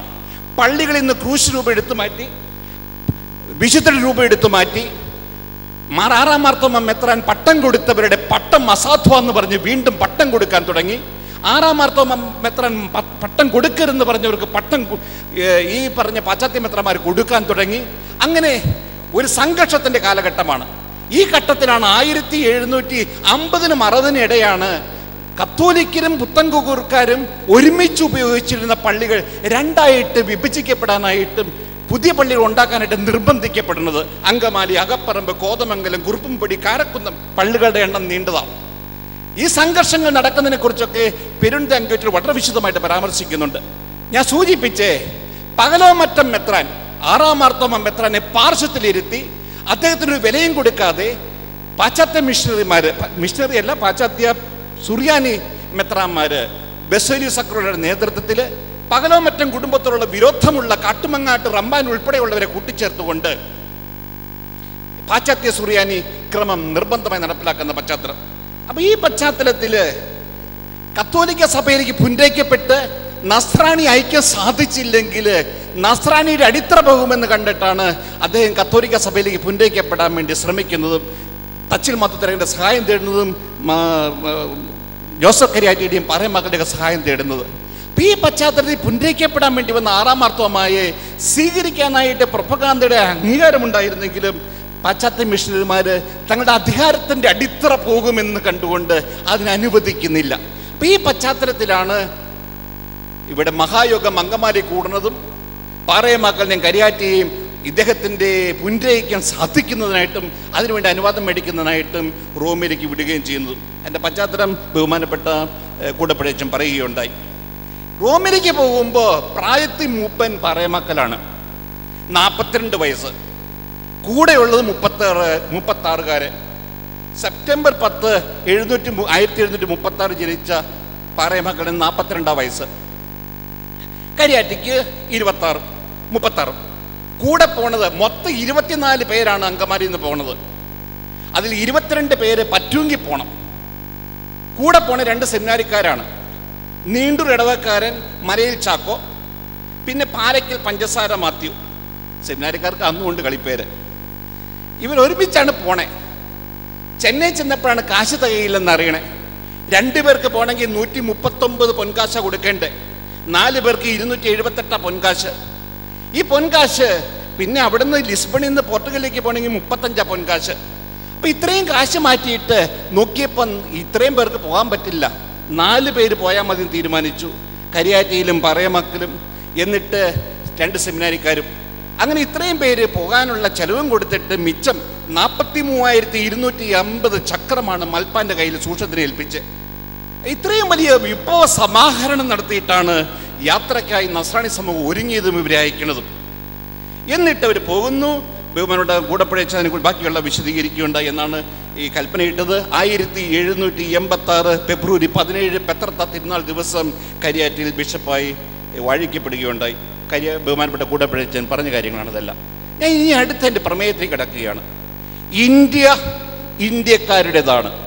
പാറയമക്കളുടെ ദേശീയതയുടെ അർത്ഥങ്ങളും മാനങ്ങളും. ഈ പറഞ്ഞ ഹെഡിങ് ഇന്ത്യക്കാരുടേതാണ് എന്നുള്ളത് എൻ്റെതല്ല, പാറയമക്കൾ എഴുതിയ പുസ്തകത്തിൻ്റെ പേരാണ്. അത് ഇന്ന് വരെ അച്ചടിക്കപ്പെട്ടിട്ടില്ല. ഇന്ത്യക്കാരുടേതാണെന്ന് 1780കളിൽ രേഖപ്പെടുത്തിയ പുസ്തകം ഇന്ന് വരെ അച്ചടിക്കപ്പെടാതെ ഇതെവിടെയോ ഒളിഞ്ഞു കിടപ്പുണ്ട്. ഈ ഒരു ദേശീയതയെക്കുറിച്ചുള്ള വിഷയം ഇന്ത്യക്കാരിലാണ് ഭരിക്കപ്പെടേണ്ടതെന്ന് അത്രയും കാലങ്ങൾക്ക് മുമ്പേ തന്നെ പറഞ്ഞ വ്യക്തി, ഇവിടെ ദേശീയ ചിന്താധാരയൊന്നും രൂപപ്പെടുന്നതിന് വളരെ കാലങ്ങൾക്ക് മുമ്പ് വന്ന വ്യക്തി, സ്വാതന്ത്ര്യ സമരത്തിൻ്റെ ആദ്യ കാഹളധ്വനി മുഴക്കിയ വ്യക്തി നിങ്ങളുടെ പ്രിയപ്പെട്ട വ്യക്തിയാണ്. ഈ കടനാടിൻ്റെ പുത്രനാണ്, ഈ രാമപുരത്തിൻ്റെ പുത്രനാണ്, സഭയുടെ പുത്രനാണ്. ആ അഭിമാനത്തിലാണ് ഞാനിവിടെ നിൽക്കുന്നത്. എന്നിട്ട് എന്തുതരം ദേശീയതയാണ് ഫാദർ പാറേമാക്കൽ പറയുന്നത് എന്നറിയാൻ നിങ്ങൾക്ക് ആഗ്രഹമുണ്ടാകും. അതിനെക്കുറിച്ച് ഞാൻ സൂചിപ്പിക്കാം. ദേശീയത എന്ന് പറയുന്നത് ഇന്ന് കാണുന്ന ഈ പ്രക്രിയ രൂപപ്പെട്ട് വരുന്ന 19-ാം നൂറ്റാണ്ടിലാണെന്ന് സാധാരണ എല്ലാവരും പറയാറുണ്ട്. നാഷണലിസം ഒരു വികാരമായിട്ടും നാഷണലിസം ഒരു പ്രസ്ഥാനമായിട്ടൊക്കെ രൂപപ്പെട്ട് വരുന്നത് 19-ാം നൂറ്റാണ്ടിലാണ്. പക്ഷെ അതിന് മുമ്പുണ്ടിത്. 14-ാം നൂറ്റാണ്ടിൽ ഒരു പ്രത്യേകതരം ദേശീയത രൂപപ്പെട്ട് വന്നിട്ടുണ്ട്. നേഷൻ സ്റ്റേറ്റ്സ്, നാഷണൽ മൊണാർക്കി എന്നൊക്കെ പറഞ്ഞുകൊണ്ട്. സ്പെയിൻ ഒരു നേഷൻ സ്റ്റേറ്റ് ആകുന്ന അങ്ങനെയാണ്. പോർട്ടുഗൽ ഒരു നേഷൻ സ്റ്റേറ്റ് ആകുന്ന അങ്ങനെയാണ്, ഒരു നാഷണൽ മൊണാർക്കിൻ്റെ കീഴിലാണ്. France, England. അപ്പോൾ ഒരു രാജാവിൻ്റെ കീഴിൽ ഒരു അതിർത്തിക്കുള്ളിൽ താമസിക്കുന്നവർ വംശീയവും ഭാഷാപരവും അതിർത്തിപരവുമായിട്ട് ഏകദേശം ഒറ്റ സ്വഭാവമുള്ള സമാനതയുള്ളവരെല്ലാം ഒരുമിച്ച് താമസിക്കുമ്പോഴുണ്ടാകുന്ന ഒരു വികാരമായിട്ട് ദേശീയത 14-15 നൂറ്റാണ്ടിൽ തന്നെ വിശേഷിപ്പിക്കപ്പെട്ടിരുന്നു. 1485 ബാറ്റിൽ ഓഫ് റോസസിൽ വെച്ചാണ് ഇംഗ്ലണ്ടും ഫ്രാൻസും തമ്മിലുള്ള അവസാനത്തെ ദേശീയതയുടെ ഒരു ഘടന രൂപപ്പെട്ടു വരുന്നത് പോലും. അപ്പം അത് ഒരു തരം. രണ്ടാമത്തെ തരം ഒരു ദേശീയത 1585 സ്പാനിഷ് മേൽക്കോയ്മയ്ക്കെതിരായിട്ട് ഡച്ച് റിപ്പബ്ലിക്കൻ നാഷണലിസത്തിൻ്റെ ഒരു ആവിർഭാവമാണ്. മേൽക്കോയ്മ വലിച്ചെറിഞ്ഞിട്ട് റിപ്പബ്ലിക്കൻ സ്വഭാവത്തിൽ ഒരു ദേശീയ ഘടന വളർത്തിയെടുക്കാൻ വേണ്ടിയിട്ട് ഡച്ചുകാർ, നെതർലൻഡ്സിലെ പ്രൊട്ടസ്റ്റന്റുകാർ നടത്തിയൊരു ശ്രമം. അപ്പോൾ ഈ ശ്രമങ്ങളെല്ലാം അന്തർലീനമായി കിടക്കുന്നത് വിദേശീയർക്കെതിരെയുള്ള ഒരു ആക്രമണം. അങ്ങനെയാണ് ഇവിടെ ഒരു തനിമയും ഒരുമയും സൃഷ്ടിക്കാൻ പറ്റുമെന്നുള്ള വിധത്തിലുള്ള ഒരു നീക്കം. പാറേമാക്കലിൻ്റെ രചനയും ഇങ്ങനെയാണ് ആരംഭിക്കുന്നത്. വിദേശ മേധാവിത്വത്തിനെതിരെയുള്ള ആക്രമണത്തോടുകൂടിയാണ് വർത്തമാന പുസ്തകത്തിൻ്റെ താളുകൾ മുഴുവൻ മറിയണത്. ആരംഭിക്കുന്നത് അങ്ങനെ തന്നെയാണ്. അദ്ദേഹത്തിൻ്റെ ആദ്യത്തെ പേജുകളിൽ പറയണത് എന്താണെന്നറിയോ? വരാപ്പുഴയിലെ വികാരി അപ്പസ്തോലിക്കയായിരുന്ന ഫ്ലോറൻസ്യൂസ് 1773 നിര്യാതനായി. ആ ചടങ്ങിൽ, ശവസംസ്കാര ചടങ്ങിൽ പങ്കെടുക്കാനായിട്ട് പദ്രുവാദ ഭരണ സംവിധാനത്തിൽപ്പെട്ട നസ്രാണി ക്രൈസ്തവരും പട്ടക്കാരും കൂടെ ചെന്നപ്പോൾ മൂപ്പച്ചൻ പറഞ്ഞു, നിങ്ങൾക്കെന്താ ഇവിടെ കാര്യം? നിങ്ങളെ ബാധിക്കുന്ന സംഭവമല്ല ഇവിടെ നടക്കുന്നത്. നിങ്ങളുടെ മെത്രാൻ പുറക്കാടാണ്, അങ്ങോട്ട് പോയിക്കൊള്ളുക, ഇവിടുത്തെ കാര്യം ഞങ്ങൾ നോക്കിക്കൊള്ളാം എന്ന് പറഞ്ഞുകൊണ്ട് 1773 നസ്രാണി പട്ടക്കാരെയും ക്രൈസ്തവരെയും വരാപ്പുഴയിൽ നിന്ന് പുറത്തിറക്കി, അല്ലെങ്കിൽ പുറത്താക്കി. നാണം കെട്ട് ഇറങ്ങി വന്ന ഇവരുടെ വേദനയും കണ്ണീരും നിസ്സഹായാവസ്ഥയല്ല, ഒരു കാട്ടുതീ പോലെ കേരളത്തിലെ മലമടകളിൽ താമസിച്ച നസ്രാണി വീടുകളിലൊക്കെ എത്തി. ഇവരെല്ലാവരും കൂടെയും അരയും കെട്ടി തലയും മുറുക്കി കയ്യിൽ അരിയും കരുതിയാണ് യാത്ര. അങ്കമാലിയിലേക്ക് പ്രതിഷേധിക്കാനാണ്. വേറൊന്നും അവർക്ക് അറിയില്ല. അങ്കമാലിയിലെത്തിയപ്പോൾ അങ്കമാലിക്കാരാണ് ഉപ്പ് കൊടുക്കണത്, വിളക്ക് കത്തിക്കാനുള്ള എണ്ണ കൊടുക്കണത്, വിറക് കൊടുക്കണത്, മുളക് കൊടുക്കണത്. അങ്കമാലിക്കാർ യോഗം നീണ്ടു പോകും തോറും എല്ലാ സൗകര്യവും കൊടുത്ത് ഇവർക്ക് അവസരം കൊടുക്കുക. അങ്ങനെ അവിടെ ഇവർ എതിർപ്പിൻ്റെ ആ ശബ്ദം ആരംഭിക്കുകയാണ്. ഈ എതിർപ്പ് ആരംഭിക്കുന്നത് എങ്ങനെയാണെന്നറിയോ? അവർ കുറച്ച് നേരം ആദ്യം പ്രസംഗിച്ച് നോക്കി, കുറെ കഴിഞ്ഞപ്പോൾ പ്രാർത്ഥന ചൊല്ലി നോക്കി, അത് കഴിഞ്ഞപ്പോൾ വിശുദ്ധരുടെ ഗ്രന്ഥങ്ങളിൽ നിന്ന് ആത്മീയ പാരായണം നടത്തി. നിസ്സഹായർക്ക് വേറെ എന്താ ഭാഷ അറിയാവുന്നേ? അവർക്കറിയാവുന്ന ഭാഷയൊക്കെ അവർ ഉപയോഗിച്ചു. ആദ്യം അവരുടെ വേദനയൊക്കെ പ്രസംഗമായിട്ട് മാറ്റി, കുറെ നേരം കണ്ണീരാക്കിയും വിലാപമാക്കിയും മാറ്റി. അത് കഴിഞ്ഞിട്ട് കുറെ നേരം വിശുദ്ധരുടെ പുസ്തകം വായിച്ചു. ആത്മീയ പ്രബുദ്ധതയുള്ളവരൊക്കെ ആത്മീയ അറിവ് വിശുദ്ധരുടെ പുസ്തകങ്ങളിൽ നിന്ന് വായിച്ചു കൊടുക്കാൻ തുടങ്ങി. അങ്ങനെ ഇരുന്നപ്പോഴാണ് ഓരോരുത്തരും പറയാൻ തുടങ്ങിയത്, ഞങ്ങളുടെയൊക്കെ പള്ളികളിൽ ഈ മിഷണറിമാർ ഇന്നൊക്കെ ദ്രോഹങ്ങൾ ചെയ്തു. അപ്പോൾ എണ്ണി അവരുടെ തിക്താനുഭവങ്ങൾ അവരെടുത്ത് പറയാൻ തുടങ്ങി. അവർക്ക് കിട്ടിയ സഹനങ്ങൾ, തിക്താനുഭവങ്ങൾ, വേദനകൾ. എടപ്പള്ളിക്കാർ പറഞ്ഞു, പുത്തമ്പരയ്ക്ക് ചക്കക്കത്തനാരെ വരാപ്പുഴയിൽ നിന്ന് മിഷണറിമാര് അരുളക്ക മോഷ്ടിച്ചു എന്ന് കുറ്റം ചുമത്തി അദ്ദേഹത്തെ അറസ്റ്റ് ചെയ്ത് എടപ്പള്ളിയിൽ കൊണ്ടുവന്നിട്ട് ജയിലിലിട്ട് ഭക്ഷണം കൊടുക്കാതെ പട്ടിണിക്കിട്ട് കൊന്നു. മരിക്കുന്നതിന് മുമ്പ് കുമ്പസാരം കുർബാനയും നടത്തിത്തരാൻ അഭ്യർത്ഥിച്ചിട്ട് അതുപോലും കൊടുക്കാതെ അദ്ദേഹം മരിക്കുകയുണ്ടായി. എന്നിട്ട് മരിച്ചിട്ട് കബറടക്കാൻ നേരത്ത് സിമിത്തേരിയിൽ അടക്കിയില്ല, എടപ്പള്ളി ഒരു കുളത്തിൻ്റെ കരയിലാണ് അവസാനം കുഴിച്ചിട്ടതെന്ന്. ആ അദ്ദേഹത്തിൻ്റെ പച്ചയും മൂർച്ചയുള്ള വാക്ക് വായിക്കുമ്പോൾ അറിയാണ്ട് അത് വായിക്കുന്നവരുടെയൊക്കെ രോമങ്ങളൊക്കെ ചുമ്മാ എഴുന്നേറ്റ് പോകും. അത് ആ സമൂഹത്തിൻ്റെ വേദനയുടെ ഒരു അനുഭവമാണ്, അവിടെ കൂടിയിരുന്നവരുടെ മൊത്തം ഒരു വികാരമാണ്. അപ്പം ഇത് പറഞ്ഞുകൊണ്ട് അദ്ദേഹം തുടങ്ങണത്, ഞാൻ പറഞ്ഞ എല്ലാ മിഷണറിമാർക്കും എതിരെ അല്ല ഇത്, വിശുദ്ധരും തീഷ്ണമതികളായ മിഷണറിമാരുണ്ടായിരുന്നു. എങ്കിലും ചുരുക്കം ചിലർ അധികാരപ്രമത്വവും അധികാര വാഞ്ചയും ഉള്ളവർ ചെയ്ത ഈ 1-2 കാര്യങ്ങൾ എങ്ങനെയാണ് സഭയെ ഇങ്ങനെ വേദനിപ്പിച്ചതെന്ന് സൂചിപ്പിച്ചിട്ട് അദ്ദേഹം പറയണത്, ഇങ്ങനെയൊക്കെ സംഭവിക്കാൻ കാരണം മലങ്കരക്കാരുടെ കഴിവില്ലായ്മ കൊണ്ടും വിദേശ പാതിരിമാരുടെ മുഷ്കുകൊണ്ടുമാണെന്നാണ് പറയണത്. ഈ വാക്കുകൾ ഉപയോഗിച്ചേക്കണേ. അതിനും കൃത്യമായ തനി മലയാളത്തിനകത്ത് ഞാൻ എഴുതിയിട്ടുണ്ട്. പിന്നെ ആ മലയാളത്തിൽ ഇന്ന് എല്ലാവരും ഫോളോ ചെയ്യുന്ന അറിയില്ലാത്തതുകൊണ്ട് ഞാനിത് മാറ്റി പറഞ്ഞത്.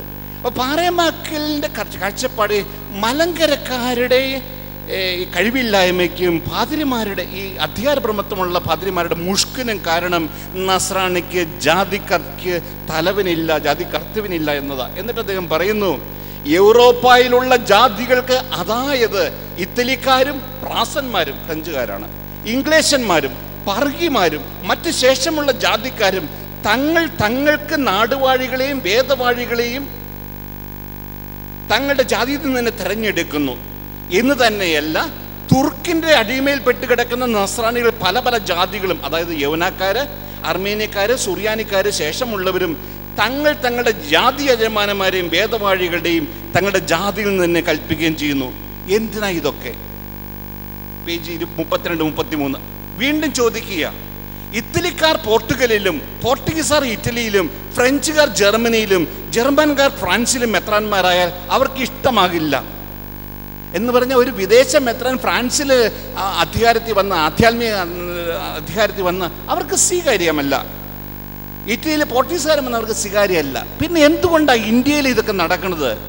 അപ്പോൾ അതിനൊക്കെ കാരണം അദ്ദേഹം കാണുന്നത് നമ്മുടെ കഴിവില്ലായ്മ, നമ്മുടെ ബലമില്ലായ്മ, പുറത്തുനിന്ന് വന്നവരുടെ മുഷ്ക്.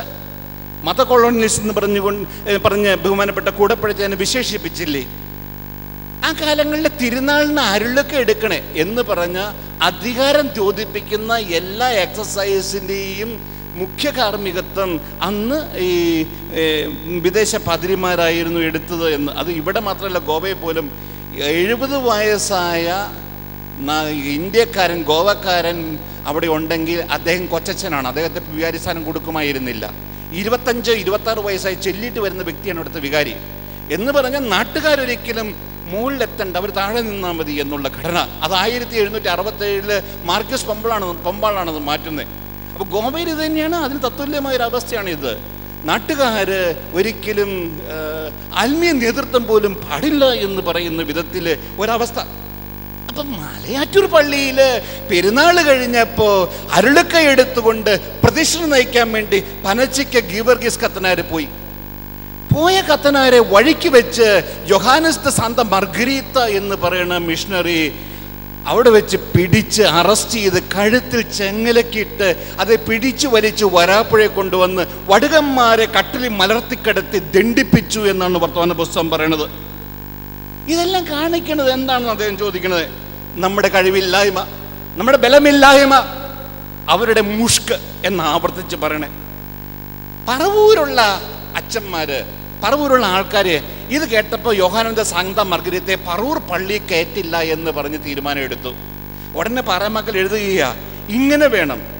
നസ്രാണി ക്രൈസ്തവർക്ക് അങ്കമാലിയിൽ 1777 നടന്ന മഹായോഗത്തിലെ തീരുമാനം, പടിയോല, അന്നൊരു പടിയോല ഉണ്ടാക്കുന്നുണ്ട്, അത് പുസ്തകത്തിൽ കൊടുത്തിട്ടില്ലെന്നേ ഉള്ളൂ. ആ പടിയോല തീരുമാനപ്രകാരം നസ്രാണി ക്രിസ്ത്യകൾക്കും സമത്വം കൊടുക്കണം, തുല്യത കൊടുക്കണം എന്ന് പറഞ്ഞുണ്ടാക്കിയ തീരുമാനം നിഷേധിച്ച ഇദ്ദേഹത്തെ പള്ളികൾ കയറ്റരുത്. 9 മിഷണറിമാരെയാണ് അങ്ങനെ പള്ളികൾ കയറ്റില്ല എന്ന് പറഞ്ഞ് യോഗം വിലക്കിയിരുന്നത്. എന്നിട്ട് യോഗത്തിൻ്റെ ഇതിനെക്കുറിച്ച് പിന്നീട് ഞാൻ പറഞ്ഞുകൊള്ളാം, ബഹുമാനോട് കൂടപ്പഴച്ചതിനെ കുറിച്ച് സൂചിപ്പിക്കുകയുണ്ടായി. 6-ാം മാർത്തോമാ മെത്രാൻ പുൻഡയ്ക്കും ആഗ്രഹം പ്രകടിപ്പിച്ചുകൊണ്ട് കല്ലറയ്ക്കൽ തരകൻ്റെ കയ്യിലൊരു കത്ത് കൊടുത്തുവിടുന്നുണ്ട്. കല്ലറയ്ക്കൽ തരകൻ നമ്മുടെ ഈ തെക്കൻകൂറിൻ്റെ മന്ത്രിയാണ്, നിസാരനല്ല. അദ്ദേഹത്തിൻ്റെ കൈ കത്ത് കൊടുത്തു വിട്ടപ്പോൾ അദ്ദേഹത്തെ അവഹേളിച്ച് പുറത്തു വിട്ട് കഴിഞ്ഞപ്പോൾ ഇദ്ദേഹം ചോദിക്കുക, ഒരു തെല്ല് പോലും ആചാരം ബഹുമാനവും കൂടാതെ അന്യായവും അസഭ്യവും നിറഞ്ഞ വചനങ്ങൾ അയാളോട് പറഞ്ഞതും, ഇന്ന് തൊലി വെളുത്തിട്ടുള്ളതിൽ ഒരു ആചാരപ്പണിക്കാരൻ ഒരു ചപ്പാത്ത് കുത്തിയെങ്കിലും അയാളുടെ പക്കൽ വന്നാൽ ഉടൻ തന്നെ അവനെ കസേര കൊടുക്കുകയും ചെയ്യുന്നത് എത്രയോ, ഇതൊക്കെ ഓർത്ത് കണ്ട നമ്മുടെ ജാതിയുടെ പിടിയായുകയും അറിവുകേടും അവരുടെ മുഷ്കും ദുഷ്ടതയും എന്നിത്രേ പറയേണ്ടു എന്ന്. എന്നിട്ട് വീണ്ടും അദ്ദേഹം പറയുന്നു, ഈ പകലാമറ്റം മെത്രാൻ മാർത്തോമ കത്തോലിക്ക സഭയിലേക്ക് 6-ാം മാർത്തോമ മെത്രാൻ കത്തോലിക്ക സഭയിലേക്ക് പുനരേക്കപ്പെടാൻ സമീപിച്ചപ്പോൾ മിഷണറിമാർ പറയുന്നുണ്ട്, മലങ്കരയുള്ള ജനങ്ങളെ വിദേശ മിഷണറിമാരുടെ അടിമത്തിൽ നിന്ന് മോചിപ്പിക്കാൻ നിനക്ക് ആഗ്രഹമില്ലാത്തത് കൊണ്ടാണ് അദ്ദേഹത്തെ കത്തോലിക്ക സഭയിലേക്ക് സ്വീകരിക്കുന്നതിൽ നിങ്ങൾ തടസ്സം നിൽക്കുന്നതെന്ന് പറഞ്ഞ് ജോസഫ് ദെ സുളിദാരയുടെ ഒരു ലെറ്ററിന് വിമർശനമായിട്ട് അദ്ദേഹം പറയുന്നു. റോമിൽ ഇത് വെച്ച് അദ്ദേഹം പറയുന്നത് ഒരു മോൺസിഞ്ഞോർ, പ്രൊപ്പഗാന്ദയുടെ മോൺസിഞ്ഞോർ പറയുന്നത് ഇത് തന്നെയാണ്, ജാതിക്കാരിൽ മെത്രാൻ മലങ്കര ഉണ്ടായ പിന്നെ അവിടെ ആർക്ക് വാഴാൻ കഴിയും. അപ്പോൾ എന്ന് പറഞ്ഞാൽ എല്ലാവരും ഇങ്ങനെയാണെന്നല്ല, നിങ്ങളാരും അങ്ങനെ ധരിക്കരുത്, ഞാൻ അങ്ങനെ പറയുകയില്ല. കുറച്ച് പേരുടെ ഒരു അധികാര വാഞ്ച, കുറച്ച് പേരുടെ ഒരു അധികാര മുഷ്ക്, അത് ഉണ്ടാക്കിയൊരു വേദന, ആ നിസ്സഹായാവസ്ഥയിൽ നിന്നാണ് ഞങ്ങളുടെ കാര്യം, ഞങ്ങളുടെ ആത്മീയ ഭരണം ഞങ്ങൾ തന്നെ നടത്തിക്കൊള്ളാം, നിങ്ങൾ വിദേശിയിൽ നടത്തണ്ട എന്ന് പറഞ്ഞിട്ട് ഈ പറഞ്ഞ വേദന നിറഞ്ഞ നിസ്സഹായാവസ്ഥയുടെ അഘാതങ്ങളിൽ നിന്ന് ഈ രോഷത്തിൻ്റെ വാക്കുകൾ പൊന്തി വരണത്. ഇങ്ങനെ വിദേശ മേൽക്കോയ്മയുടെ കീഴിലാണെങ്കിലും വലിയൊരു വിദേശ മേൽക്കോയ്മ ഈ കാലങ്ങളിൽ രൂപപ്പെട്ട് വന്നിട്ടില്ല. കാരണം ഡച്ച് ശക്തി ക്ഷയിച്ചു, ബ്രിട്ടീഷുകാർ ആധിപത്യത്തിലേക്ക് എത്തിയിട്ടില്ല. ബംഗാളിൽ അവർക്ക് ഇച്ചിരി ഉണ്ട്, മദ്രാസിൽ എൽപ്പുണ്ട്, ബോംബെക്ക് ഇച്ചിരി ഉണ്ട്, അവർക്ക് ആധിപത്യം എത്തിയിട്ടില്ല. പക്ഷേ ഇവിടെ വിദേശ മേൽക്കോയ്മയായിട്ട് അദ്ദേഹം സൂചിപ്പിക്കുന്ന മുഴുവൻ ഇങ്ങനെ വന്ന മിഷണറിമാർ കാണിക്കുന്ന മുഷ്കും ഇങ്ങനെ കാണിക്കുന്ന അധികാര വാഞ്ചയൊക്കെയാണ് അദ്ദേഹം ഇവിടെ പരാമർശിക്കുന്ന പ്രധാനപ്പെട്ട ഒരു അംശം. അതോടൊപ്പം ദേശീയതയുടെ ഒരു പൊന്നൂല് നമ്മൾ ഇന്ത്യക്കാരെല്ലാം ബന്ധിപ്പിക്കുന്ന ഒരു വികാരമായിട്ട്, ഒരു വൈകാരിക തനിമയും സാംസ്കാരിക തനിമയുമായിട്ടുണ്ട് എന്ന് അദ്ദേഹം വിവരിക്കുന്നുണ്ട്. മദ്രാസിലേക്ക് 24 പേര് പോവുക.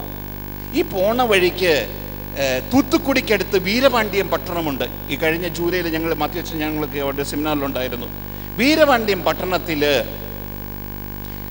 1788 അവിടെ എത്തി. പള്ളി കുർബാന വേണ്ടി ചെല്ലുന്ന കഴിഞ്ഞപ്പോൾ അവിടുത്തെ പാതിരി ഒരു കുർബാനയെല്ലാം അനുവദിച്ചില്ല, പള്ളി അടച്ചിട്ട് അദ്ദേഹം പോയി. അപ്പോൾ ഇത് കണ്ട പരവന്മാർ വന്നിട്ട് പറയുകയാണ്, വീരപാണ്ഡ്യം പട്ടണത്തിലെ ഈ പള്ളി പണിതത് അവരല്ല, ആ മിഷണറിമാരല്ല, ഞങ്ങളാണ് പണിതത്. നിങ്ങളോടിങ്ങനെ കാണിച്ച് ഞങ്ങൾക്ക് വിഷമമുണ്ട്, നിങ്ങളിവിടെ താമസിക്കണം, ഇവിടെ കുർബാന അർപ്പിക്കണം, നിങ്ങൾ കുർബാന ചൊല്ലാതെ പോയിക്കൂടാ, ഞങ്ങളിലാകുന്ന സഹായം നിങ്ങൾക്ക് ചെയ്തു തരാം. അപ്പോൾ വീരപാണ്ഡ്യം പട്ടണത്തിലെ പരവന്മാർക്കുണ്ടായ സങ്കടവും അവരുടെ സഹായ മനസ്ഥിതിയും വിശകലനം ചെയ്തുകൊണ്ട് പാറേമാക്കൽ എഴുതുന്നുണ്ട്. ഇതെന്തുകൊണ്ട്? മുമ്പിൽ ഞങ്ങളുമായിട്ട് അവർക്ക് അവർക്കുള്ള അറിവ് കൊണ്ടോ, ഞങ്ങൾ ഏതാനും മനഗുണം അവർക്ക് ചെയ്തത് കൊണ്ടോ, ഇതുകൊണ്ടൊക്കെയാണ് അവർക്ക് ഇവരിങ്ങനെയൊക്കെ കാണിച്ചു ഞങ്ങളോട്. ഈ പരവന്മാർ, ഈ പറഞ്ഞ പാവപ്പെട്ട ഇന്ത്യക്കാർ അല്ല, ഇതുകൊണ്ടൊന്നുമല്ല. പിന്നെയോ നാം എല്ലാവരും ഒരു ജാതി ആയതുകൊണ്ടാണ്. അതായത് ഇന്ത്യക്കാര് ആകൊണ്ട്, ഇന്ത്യക്കാര് എന്ന ഇന്ത്യൻ എന്നുള്ള പദത്തില് ഇങ്ങനൊരു വിവരണവും ഇങ്ങനൊരു എഴുത്തും ഞാൻ ആദ്യമായിട്ട് കാണുന്ന പാറേമാക്കളുടെ പുസ്തകത്തിലാണ്. ഞാൻ പല ഗ്രന്ഥങ്ങൾ ഒറിജിനൽ സോഴ്സോ അല്ലെങ്കിൽ സെക്കൻഡറി സോഴ്സുകളോ ഇതിനോട് ബന്ധപ്പെട്ട് വായിക്കേണ്ട പല അവസരങ്ങളും വന്നിട്ടുണ്ട്. ഞങ്ങളെല്ലാം ഇന്ത്യക്കാരെന്നുള്ള ചിന്തയുണ്ട് എന്ന് പറഞ്ഞ ഒരു ദേശീയ അവബോധത്തോടുകൂടി സംസാരിക്കുന്ന ആദ്യത്തെ വരികളാണിത്. വർത്തമാന പുസ്തകത്തിൽ 71-ാം പേജ്, ജനതാ ബുക്ക് 77 പബ്ലിഷ് ചെയ്ത പുസ്തകത്തിൽ 71-ാം പേജ്. ഒരു ജാതി, അതായത് ഇന്ത്യക്കാരാകൊണ്ട് വർഗത്തിനെടുത്ത ഈ സ്നേഹം അവരുടെ ഹൃദയങ്ങളെ ഇളക്കിയത് കൊണ്ടത്രേ. അപ്പോൾ ഒരു നാട്ടുകാരാണ്, ഒരു ദേശക്കാരാണ് എന്ന സ്നേഹം അവർ ഇളക്കിയത് കൊണ്ടാണ് തങ്ങളുടെ കാണിച്ച ഈ പെരുമാറ്റത്തെ അവരെ വേദനിപ്പിച്ചതും ഞങ്ങളവിടെ താമസിപ്പിച്ചതും അവരുടെ വീടുകളിൽ കുർബാന ചെല്ലാൻ ഞങ്ങളെ അനുവദിച്ചതും എന്നൊക്കെ അദ്ദേഹം പറയുക. അപ്പോൾ വിദേശ അടിമത്തത്തിന് കീഴിലാണെങ്കിലും ഇന്ത്യക്കാരെ പരസ്പരം ബന്ധിപ്പിക്കുന്ന ഒരു വികാരം, ഒരടുപ്പം തങ്ങളുടെ ഇടയിലുണ്ടെന്ന് അദ്ദേഹം അഭിമാനത്തോടെ കുറിക്കുകയാണ്. ഇന്ത്യക്കാരുടെ ആ ഇടയിൽ ഈ ഐക്യം സൃഷ്ടിക്കുന്ന വികാരത്തിനാണ് എല്ലാ ഇന്ത്യക്കാരെയും ഇന്ത്യ എന്ന ഒരൊറ്റ രാജ്യത്തിൻ്റെ അതിർത്തികൾക്കുള്ളിലേക്ക് കൂട്ടിയോജിപ്പിക്കുന്ന ആ ഒരു സാംസ്കാരിക തനിമയ്ക്കാണ് ദേശീയത എന്ന് പാറേമാക്കൽ അർത്ഥം കൊടുക്കുന്നത്. ഒരേ രാജ്യത്തിൽപ്പെട്ട ആളുകളോട് തോന്നുന്ന സ്നേഹം, അവരുടെ വേദനയും നിസ്സഹായ അവസ്ഥയും കാണുമ്പോഴുണ്ടാകുന്ന ഹൃദയത്തിൻ്റെ തേങ്ങൽ, അത് പാറേമാക്കളുടെ കാഴ്ചപ്പാടുള്ള ദേശീയയുടെ ഒരു പ്രത്യേകതയാണ്. പിന്നീട് റോമിലെത്തിയതിന് ശേഷം ഈ നാമകരണ കാര്യങ്ങൾക്കുമായിട്ടുള്ള ഒരു ഇതുണ്ട്, കോൺഗ്രിഗേഷനുണ്ട്. ആ കോൺഗ്രിഗേഷൻ്റെ കർദിനാളിനെ കണ്ടിട്ട് കരിയാറ്റി പറയുന്നുണ്ട്, ഞങ്ങളുടെ നാട്ടിലൊരു വിശുദ്ധനുണ്ടായിരിക്കുന്നു, അദ്ദേഹത്തെ എത്രയും വേഗം വിശുദ്ധനാക്കണം. ആരാണെന്നറിയോ? ദൈവസഹായം പിള്ള. ഇദ്ദേഹം ഈ തിരുവനന്തപുരം കൂടി വീരപാണ്ഡ്യം പട്ടണം കൂടി തക്കള കൂടി വീരപാണ്ഡ്യം പട്ടണം കൂടി ചെന്നൈയിലേക്ക് പോവുകയാണ്. പോകുന്ന വഴിക്കാണ് ദേവസഹായം പിള്ളയെക്കുറിച്ച് കേൾക്കുന്നത്. ദേവസഹായം പിള്ള മരിച്ചിട്ട് 26 വർഷമായിട്ടുള്ളൂ. അപ്പം 1748 അദ്ദേഹം കത്തോലിക്കനാകുന്നത്. ഡിൽനോയുടെ സ്വാധീനത്തിൽ നീലകണ്ഠം പിള്ള എന്ന് പറയുന്ന ഈ പടയാളി കത്തോലിക്കനാകുന്നത്. 1752 അദ്ദേഹം വധിക്കപ്പെടുകയുണ്ടായി. 1778 വെറും 26 വർഷങ്ങൾക്കുള്ളിൽ ഈ സംഭവം ഇവരുടെ ഹൃദയങ്ങളെ തൊട്ടു. എൻ്റെ കർദിനാളിൻ്റെ മുന്നിൽ ആദ്യമായിട്ടൊരു ഇന്ത്യക്കാരനെ വിശുദ്ധനാക്കണം എന്ന് പറഞ്ഞ് അഭ്യർത്ഥിക്കുന്നത്, അപേക്ഷിക്കുന്നത് ഈ കരിയാറ്റിലും പാറേമാക്കലുമാണ്. ഇന്ന് ബഹുമാനപ്പെട്ട മാധവത്തച്ഛൻ ചെയ്യുന്ന സുദൃഢമായ സേവനം പോലെ അന്ന് ഇദ്ദേഹത്തെ വിശുദ്ധനാക്കണം എന്ന് പറഞ്ഞ് അപേക്ഷിച്ചതിന് പുറമെ ദേവസഹായം പിള്ളയുടെ ഒരു ജീവചരിത്രം ലത്തീൻ ഭാഷയിൽ എഴുതിയിട്ട് കർദിനാളിന് കൊടുക്കുക. ഇതാ സ്നേഹം, ദേശസ്നേഹം എന്ന് പറയുന്നത്, ദേശീയ അവബോധം, ദേശീയതയുടെ തിളപ്പ് എന്ന് പറയുന്നത്. അപ്പം ഈ ഇന്ത്യക്കാരെല്ലാം പരസ്പരം ബന്ധിപ്പിക്കുന്ന ഒരു വികാരമായിട്ടാണ് ദേശീയതയെ പാറേമാക്കൾ കാണുന്നതെങ്കിൽ ഈ ദേശീയയുടെ അടിത്തറ ഇന്ത്യക്കാരിലാണ് ഭരിക്കപ്പെടേണ്ടത് എന്ന തത്വത്തിലാണ് അടങ്ങിയിരിക്കുന്നത്. അപ്പോൾ 1782 ജൂലൈ 16 ഇദ്ദേഹത്തെ ബിഷപ്പാക്കാന്ന് പറഞ്ഞുകൊണ്ട് രാജ്ഞി തീരുമാനം എടുക്കുന്നത്. ഉടനെ ഇവിടുന്ന് മിഷണറിമാർ എഴുതി, ജോസഫ് ദ സോളിതാര എന്ന് പറഞ്ഞ് കൊച്ചിയിൽ നിന്ന് ഒരു പാതിരി, അങ്ങനെ കുറേ മിഷണറിമാർ എഴുതി, അങ്ങനെ കൊടുക്കൂടാ, ഇന്ത്യക്കാർക്ക് ഭരിക്കാൻ അറിഞ്ഞുകൂടാ, ഇന്ത്യക്കാരൊരാൾ മെത്രാനായി കഴിഞ്ഞാൽ ഇവിടുത്തെ ജാതികളൊന്നും അവിടുത്തെ അംഗീകരിക്കില്ല. കരിയാറ്റിൽ കുലശ്രേഷ്ഠതയില്ലാത്ത വ്യക്തിയാണ്. ഇന്ത്യക്കാരൻ ഒരാൾ മെത്രാനായി കഴിഞ്ഞു കഴിഞ്ഞാൽ ഇവിടെ നസ്രാണിയുടെ ഇടയിൽ വിഭജനം ഉണ്ടാകും. ബഹുമാനപ്പെട്ട കൂടപ്പഴിച്ചതിനെ കുറിച്ച് സൂചിപ്പിക്കുകയുണ്ടായി. ഉടനെ പാറേമാക്കൾ എഴുതുന്നത്, നിങ്ങളങ്ങനെ പറയരുത്, ഞങ്ങളുടെ രാജാവ് കേട്ട് കഴിഞ്ഞാൽ കേരളീയർക്ക് ഭരിക്കാൻ അറിഞ്ഞുകൂടാ എന്ന് പറഞ്ഞാൽ അത് ഞങ്ങളുടെ രാജാവിനും ഭരിക്കാൻ അറിഞ്ഞുകൂടാ എന്നാണ് വ്യംഗ്യം. അന്നത്തെ രാജാവ് ആരാണ്? അന്നത്തെ രാജാവ് നമ്മുടെ ധർമ്മരാജാവാണ്, തിരുവിതാംകൂർ രാജാവാണ്. അപ്പോൾ ധർമ്മരാജാവിന് ഭരിക്കാൻ അറിഞ്ഞുകൂടെന്നാണ് നിങ്ങൾ സൂചിപ്പിക്കുന്നത്. രാജാവ് കേട്ട പ്രശ്നമാണ്. കേരളീയന് ഭരിക്കാൻ അറിഞ്ഞുകൂടെന്ന് പറഞ്ഞാൽ രാജാവിനും ഭരിക്കാൻ അറിഞ്ഞുകൂടെന്നാണ് അർത്ഥം. അദ്ദേഹത്തിൻ്റെ വാദത്തിൻ്റെ മൂർച്ചയും തലമുടി നാരിയെ കീഴ്മുറിച്ച് പറയാനുള്ള ഒരു വൈഭവമൊക്കെ അവിടെ അതിനകത്ത് പ്രകടമാണ്. കേരളീയൻ മെത്രാനായാൽ ക്രൈസ്തവരുടെ ഇടയിൽ ഭിന്നിപ്പുണ്ടാകുമെന്ന് വിദേശ മിഷണറി എഴുതിയപ്പോൾ അദ്ദേഹം പറയുക, നിങ്ങളും നിങ്ങളുടെ പൂർവികരുമാണ് കേരളത്തിലേക്ക് വിഭജനവും സംഘർഷവും കൊണ്ടുവന്നത്. നിങ്ങൾ ഒരാളുടെ കൈയെടുത്ത് മറ്റേയാളെ അടിക്കണു, എന്നിട്ട് അവൻ്റെ കൈയെടുത്ത് ആദ്യത്തെയാളെ അടിക്കുന്നു. ഞങ്ങൾ തമ്മിൽ പരസ്പരം വഴക്കുണ്ടാക്കാനാണ് നിങ്ങൾ ശ്രമിക്കുന്നത്. ഞങ്ങൾ പരസ്പരം കടിപിടി കൂടി എന്നും നിങ്ങളുടെ കാൽ കീഴിൽ കിടക്കാൻ വേണ്ടിയാണ് നിങ്ങൾ അങ്ങനെ ചെയ്യുന്നത്. The principle of division, divide and rule, പരസ്പരം കീറി മുറിച്ചിട്ട് കീഴിലാക്കുന്ന ഒരു പ്രക്രിയ. എന്നിട്ട് പറയുന്നുണ്ട്, ഒരു ശരീരവും ഒരു ചോരയുമായി കേരളത്തിലെ ജനങ്ങൾ നിങ്ങൾ ആർക്കും പരിഹരിക്കാനാവാത്ത വിധത്തിൽ പിണക്കത്തിലും കലക്കത്തിലും ആക്കുന്നു. അപ്പോൾ വിദേശ സാന്നിധ്യത്തെയാണ് ഇവിടുത്തെ ഐക്യം തകർക്കുന്നത്, ദേശീയതയുടെ അടിത്തറ തകർക്കുന്നത്, സഭയുടെ അടിത്തറ, നസ്രാണി ക്രൈസ്തവ നട്ടിൽ തകർക്കുന്നു എന്നാണ് അദ്ദേഹം പറയുന്നത്. ഏറ്റവും കുലശ്രേഷ്ഠതയുള്ള കേരളീയർ പോലും കരിയാറ്റിയെ സ്വീകരിക്കില്ല എന്ന് പറഞ്ഞതിന് ഇദ്ദേഹം പറയുന്നുണ്ട്, നിങ്ങൾ കുലശ്രേഷ്ഠതയുള്ളവരാണെന്നാണ് നിങ്ങൾ കരുതുന്നത്. ഞങ്ങളുടെ പള്ളികളിൽ നിങ്ങൾ വരുമ്പോൾ നിങ്ങളെ വലിയ ആചാരവും ഭക്തിമയും കാണിച്ച് ഞങ്ങൾ നിൽക്കുന്നതും നിങ്ങളെ ബഹുമാനിക്കുന്നതും നിങ്ങൾക്ക് ചൊൽവിളി കേൾക്കുന്നതും നിങ്ങളെ കസേരമേലും പലക്കന്മേലും കൊണ്ടു നടക്കുന്നതും നിങ്ങൾ കുലശ്രേഷ്ഠയുള്ളത് കൊണ്ട് അല്ല, ഞങ്ങൾക്ക് കുലശ്രേഷ്ഠത കുറഞ്ഞതുകൊണ്ടുമല്ല. പിന്നെയോ ഞങ്ങളുടെ കാരണവന്മാർ പറഞ്ഞിട്ടുണ്ട്, കാരണവന്മാരെ ബഹുമാനിക്കണം, മേൽപ്പട്ടക്കാരെ ബഹുമാനിക്കണം, പട്ടക്കാരുടെ ബഹുമാനം കാണിക്കണം. അതൊക്കെ കൊണ്ട് ചെയ്യണതാ. കുലശ്രേഷ്ഠത ഞങ്ങൾക്ക് കുറഞ്ഞുകൊണ്ടല്ല, നിങ്ങൾക്ക് കൂടുതലായത് കൊണ്ടല്ല. അപ്പം നസ്രാണി ക്രൈസ്തവരുടെ ഒരു വിധേയത്വവും വിനയവും എളിമയൊക്കെ അതൊരു ഭരിക്കാനായിട്ട് ഉപയോഗിക്കുന്ന ഒരു ആയുധമാക്കി മാറ്റിയപ്പോൾ നിങ്ങൾ അങ്ങനെയൊന്നും ധരിക്കേണ്ടതില്ല. വിനയം ചവിട്ടിക്കയറാനുള്ള ചവിട്ടുകല്ലല്ല, അത് ഞങ്ങളുടെ അനുഷ്ഠാനങ്ങളുടെയും ആചാരങ്ങളുടെയും പാരമ്പര്യങ്ങളുടെയൊക്കെ ഭാഗമായിട്ട് ഞങ്ങൾ കാണിക്കുന്ന വിനയമാണ്. ഈ 8 മിനിറ്റുണ്ട്, ഓക്കെ ഫൈൻ. അപ്പോൾ ഇങ്ങനെ പോകുന്നു. ഞാനത് അവസാനം ഈ ദേശീയ 8 മിനിറ്റ് സമയത്തുള്ളിൽ നിർത്താൻ നോക്കാം. അപ്പോൾ ദേശീയതയുടെ മറ്റൊരർത്ഥം. ഇനി ദേശീയതയുടെ അർത്ഥവും മാനവും വിശദീകരിക്കുമ്പോൾ രണ്ട് കാര്യം കൂടെ പറയാൻ ആഗ്രഹിക്കുന്നുണ്ട്.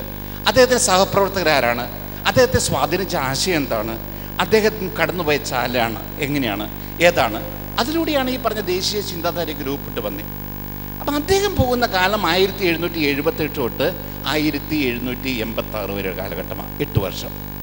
ഈ കാലഘട്ടമാണ് യൂറോപ്പിൽ വലിയ ചർച്ചകൾ നടക്കുന്നത് വിദേശ മേൽക്കോയ്മയ്ക്കും ആധിപത്യത്തിനെതിരെ.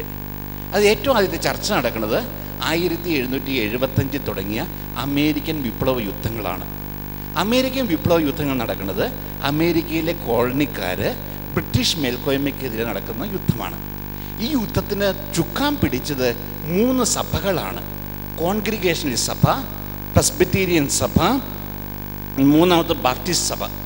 ഈ 3 സഭകളുടെ നേതൃത്വത്തിലാണ് ബ്രിട്ടീഷ് മേൽക്കോയ്മയെ തുരുത്താൻ വേണ്ടി അമേരിക്കൻ കോളനിക്കാർ വിപ്ലവ നീക്കങ്ങളും യുദ്ധങ്ങളും നടത്തുന്നത്. അപ്പോൾ ഈ ചർച്ചകളാണ് അദ്ദേഹം പോയ ബ്രസീലിലും അദ്ദേഹം ചെന്ന ലിസ്ബണിലും അദ്ദേഹം ചെന്ന ഫ്രാൻസിലും റോമിലുമൊക്കെ അന്ന് സജീവമായിട്ട് നിന്ന്. എന്ന് പറഞ്ഞാൽ ആംഗ്ലിക്കൻ സഭ ഒഴിച്ച് ബാക്കി പ്രൊട്ടസ്റ്റന്റ് സഭകളുടെ നേതൃത്വത്തിൽ വിദേശ മേൽക്കോയ്മയെ തുരുത്താൻ, ബ്രിട്ടീഷ് മേധാവിത്വത്തെ തുരുത്താൻ വേണ്ടിയുള്ള ഒരു നീക്കം. രണ്ടാമത്തത്, ഇദ്ദേഹത്തിൻ്റെ കൂടെ നടന്ന 3-4 പേരെ കുറിച്ച് പറയാം. 4 പേരാണ് ഇദ്ദേഹത്തിൻ്റെ കൂടെ റോമിലും പോർച്ചുഗലിലും ഉണ്ടായിരുന്നത്. ഒന്നാമത്തെ വ്യക്തിയുടെ പേര് ഫാദർ കജത്താനോ വിത്തോറിനോ ദെ ഫരിയ എന്ന് പറയുന്ന വ്യക്തിയാണ്. അദ്ദേഹം വിവാഹം കഴിച്ച് 2 മക്കളായതിനു ശേഷമാണ് അവരെ വീട്ടിട്ട് അദ്ദേഹം പുരോഹിതനാകാൻ വേണ്ടി പോയത്. അദ്ദേഹത്തിന് 2 പിള്ളേരുണ്ട്. അതിലൊരു വ്യക്തിയുടെ പേരാണ് ഫാദർ ജുസേ കുസ്തോദിയോ ദെ ഫരിയ. അദ്ദേഹമാണ് ഇന്ന് ലോകം എന്ന് അറിയപ്പെടുന്ന ആബെ ഫരിയ. ഹിപ്നോട്ടിസം എന്ന് പറയുന്നതിൻ്റെ സ്ഥാപകൻ ഇദ്ദേഹമാണ്. ആധുനിക ഹിപ്നോട്ടിസത്തിൻ്റെ സ്ഥാപകൻ ആബെ ഫരിയയാണ്. ഇദ്ദേഹം ഗോവക്കാരനാണ്. രണ്ടാമത്, ഫ്രഞ്ച് വിപ്ലവത്തിലെ ഏറ്റവും വലിയ ബുദ്ധിജീവികളിൽ ഒരാളായിരുന്നു ഇദ്ദേഹം, ആബെ ഫരിയ. അപ്പോൾ രണ്ടാമത്തെ വ്യക്തി ആബെ ഫരിയയാണ്. അന്നത്തെ വ്യക്തി അദ്ദേഹം പിതാവ്. മൂന്നാമത്തെ വ്യക്തി ഫാദർ കജത്താനോ ഫ്രാൻസിസ്കോ ദെ കൊത്തോ എന്ന് പറഞ്ഞ വ്യക്തി. നാലാമത്തെ വ്യക്തി ഫാദർ ജോസെ അന്തോണിയോ ഗൊൺസാൽവസ്. ഈ 4 പേര് റോമിലും പോർച്ചുഗലിലും ഇവർ ബിഷപ്പ്മാരാകാൻ, ഗോവയിലെ ബിഷപ്പാകാൻ, അതായത് കജത്താനോ വിത്തോറിനോ ദെ ഫരിയ ഗോവയിലെ ആർച്ച് ബിഷപ്പാകാൻ, ഫാദർ ജോസെ അന്തോണിയോ ഗൊൺസാൽവസ് മൈലാപ്പൂരിലെ ബിഷപ്പാകാൻ, father Caetano Francisco de Couto എന്ന് പറഞ്ഞ കൊച്ചിയിലെ മെത്രാനാകാനും, ജോസെ അന്തോണിയോ ഗൊൺസാൽവസ് മൈലാപ്പൂരിലെ മെത്രാനാകാനായിട്ടും ചാരിറ്റുവേല നടത്തുന്നവരാണ്. അപ്പം അത് നടന്നില്ല. കരിയാറ്റെ മെത്രാനാക്കി കഴിഞ്ഞപ്പോൾ കജത്താനോ വന്നിട്ട് പറയുകയാണ്, ഞങ്ങൾ വിചാരിച്ച പോലെ ഞങ്ങളെ മെത്രാന്മാരാക്കുന്നില്ലെങ്കിൽ ഇന്ത്യയിൽ നിന്ന് ഒരു കുഞ്ഞും മെത്രാനാകണ്ട, കരിയാറ്റി മെത്രാനാകണ്ട എന്ന് പറഞ്ഞ് കരിയാറ്റിക്കെതിരായിട്ട് ഇവർ തിരിയുന്നുണ്ട്. അതിനുശേഷം ഇവർ തിരിയുകയാണ്. തിരിച്ച് ഇന്ത്യയിലേക്ക് വരുന്നത് ഇവർ കരിയാറ്റിലും പറയമാക്കിലും വരുന്ന അതേ കപ്പലിലാണ്. അവർ വന്നിട്ട് ഗോവയിൽ മെയ് 1, 1786 അവരെത്തി. 1786 മെയ് 10 സെപ്റ്റംബർ 10 കരിയാറ്റി മരിക്കുന്നുണ്ട്. അത് കഴിഞ്ഞ് 11 മാസം കഴിയുമ്പോൾ വലിയൊരു വിപ്ലവം ഗോവയെ പൊട്ടിപ്പുറപ്പെടണുണ്ട്. ഈ വിപ്ലവത്തിന് നേതൃത്വം കൊടുക്കുന്നത് ഫാദർ കജത്താനോ ഫരിയാണ് പറയുന്ന പുരോഹിതന്റെ നേതൃത്വത്തിലാണ്. 19 വൈദികരാണ് ഈ വിപ്ലവത്തിന് നേതൃത്വം കൊടുക്കുന്നത്. ഈ വിപ്ലവത്തിൻ്റെ ലക്ഷ്യം ഗോവയിൽ നിന്ന് പോർട്ടുഗീസുകാരെ തുരുത്തുക എന്നുള്ളതാണ്. ഗോവയിൽ നിന്നും വിദേശികളായ പോർട്ടുഗീസുകാരെ തുരുത്തുക എന്ന ലക്ഷ്യത്തോടു കൂടി നടത്തിയ വിപ്ലവമാണ്. ആ വിപ്ലവം നടക്കുന്നതിന് 5 വർഷം മുന്നം 5 ദിവസം മുന്നം പോർട്ടുഗീസുകാർ കണ്ടെത്തി ഈ വൈദ്യരെല്ലാം പിടിച്ച് അറസ്റ്റ് ചെയ്ത് തിമോറിലേക്കും കുറേ പേരെ പോർട്ടുഗലിലേക്ക് അയച്ചു. അങ്ങനെയാണ് ആബെ ഫരിയ വീണ്ടും ഫ്രഞ്ച് വിപ്ലവത്തിലേക്ക് തിരിച്ചു പോകുന്നത്. അതിന് നേതൃത്വം കൊടുത്തത് ഗോവയിലെ ആർമിയാണ്, പിൻഡോ എന്ന് പറഞ്ഞു. അതുകൊണ്ട് പിൻഡോ റെബല്യൻ എന്നാണ് ഇത് അറിയപ്പെടുക. ഇത് രണ്ടാമത്തെ വിപ്ലവം. മൂന്നാമത്തെ ഒരു പശ്ചാത്തലം, ഇവർ തിരിച്ചു വരുന്നത് ബാഹ്യ വഴിയാണ്. 1785 ജൂലൈ 16 ബാഹ്യയിൽ എത്തുന്നുണ്ട്. ബാഹ്യ ബ്രസീലിലെ സ്ഥലമാണ്. അവിടെ അവർ എത്തി 4 വർഷം കഴിഞ്ഞപ്പോൾ അവിടെ ഒരു വലിയ വിപ്ലവം നടക്കുന്നുണ്ട്, മിനേരു റെബല്യൻ. ഈ വിപ്ലവം നയിക്കുന്നതും വൈദികരാണ്. ഈ വൈദികർ നയിക്കുന്ന വിപ്ലവം പോർട്ടുഗീസുകാരെ ബ്രസീലിൽ നിന്ന് പുറത്താക്കാൻ വേണ്ടിയിട്ടാണ്. അപ്പോൾ ഈ പറഞ്ഞ സംഭവങ്ങൾ വൈദികരുടെ നേതൃത്വത്തിൽ ഗോവയിൽ നടന്ന വിപ്ലവം 19 വൈദികരും കുറേ വൈദികർ കൂടി ബാഹ്യയിൽ നടന്ന വിപ്ലവവും ഒരു വൈദികനായ ആബെ ഫരിയ പങ്കെടുത്ത ഫ്രഞ്ച് വിപ്ലവം, അദ്ദേഹം എല്ലാം നേതൃത്വം കൊടുത്തേ. പക്ഷേ ബുദ്ധിജീവികൾ ഒരാളാണ് ആബെ ഫരിയ. അപ്പോൾ അതും പാറയമാക്കലിൻ്റെ വിദേശ മേൽക്കോയ്മയ്ക്കെതിരായിട്ടുള്ള എഴുത്തും ഇതെല്ലാം കൂടെ കൂട്ടി വായിക്കണം. ഇത് ഒറ്റപ്പെട്ട ലോകത്തിൽ നടന്നതല്ല എന്ന് പറഞ്ഞാൽ ഒരു വിദേശ മേൽക്കോയ്മയ്ക്കെതിരായിട്ട് ആഗോളതലത്തിൽ നടന്ന ഒരു മുന്നേറ്റത്തിൻ്റെ ഫലമായിട്ട് അതിൻ്റെ ഭാഗമായിട്ട് മുഴങ്ങിയ ശബ്ദമാണ് ഈ കടനാടുകാരൻ്റെത്, ഈ രാമപുരംകാരൻ്റെതെന്ന് ഞാൻ പറയാൻ ആശിക്കുകയാണ്. അപ്പോൾ ഒരുമിച്ച് പ്രവർത്തിച്ചവരും ഒരേ ആശയങ്ങൾ പങ്കിട്ടവരും പല സ്ഥലങ്ങളിൽ നിന്ന് ഈ വിദേശ മേൽക്കോയ്മയ്ക്കെതിരായിട്ട് നടത്തുന്ന ഈ യുദ്ധവും നീക്കവും അത് കൂട്ടി വായിച്ചു കഴിയുമ്പോൾ ഈ ദേശീയയുടെ അർത്ഥത്തിനും മാനത്തിനും വലിയൊരു സ്വഭാവം കിട്ടും എന്നുകൂടി ഞാൻ പറയാൻ ആശിക്കുകയാണ്. ഞാനിനി അല്പം പൈതൃകത്തെക്കുറിച്ച് പറഞ്ഞ് ഞാൻ അവസാനിപ്പിച്ചുകൊള്ളാം. പൈതൃകം, പാരമ്പര്യം, സംസ്കാര തനിമ എന്നതൊക്കെ പാറേമക്കൾ വിഭാവന ചെയ്യുന്ന ദേശീയയുടെ അടിത്തറയാണ്. They form the foundation, the very base of the type of nationalism that he envisages. അപ്പോൾ പലയിടത്തും ചെതറിക്കിടക്കുന്ന ആൾക്കാരെ ഒറ്റ ദേശത്തിൻ്റെ ഭാഗമാക്കുന്നത് ഇവ തന്നെയായിട്ടാണ് ഗവർണർ പറയുന്നത്. അപ്പോൾ അദ്ദേഹം പറയുന്ന 3-4 കാര്യങ്ങൾ ബഹുമാനോട് കൂടപ്പടി അച്ഛൻ പറയുകയുണ്ടായി.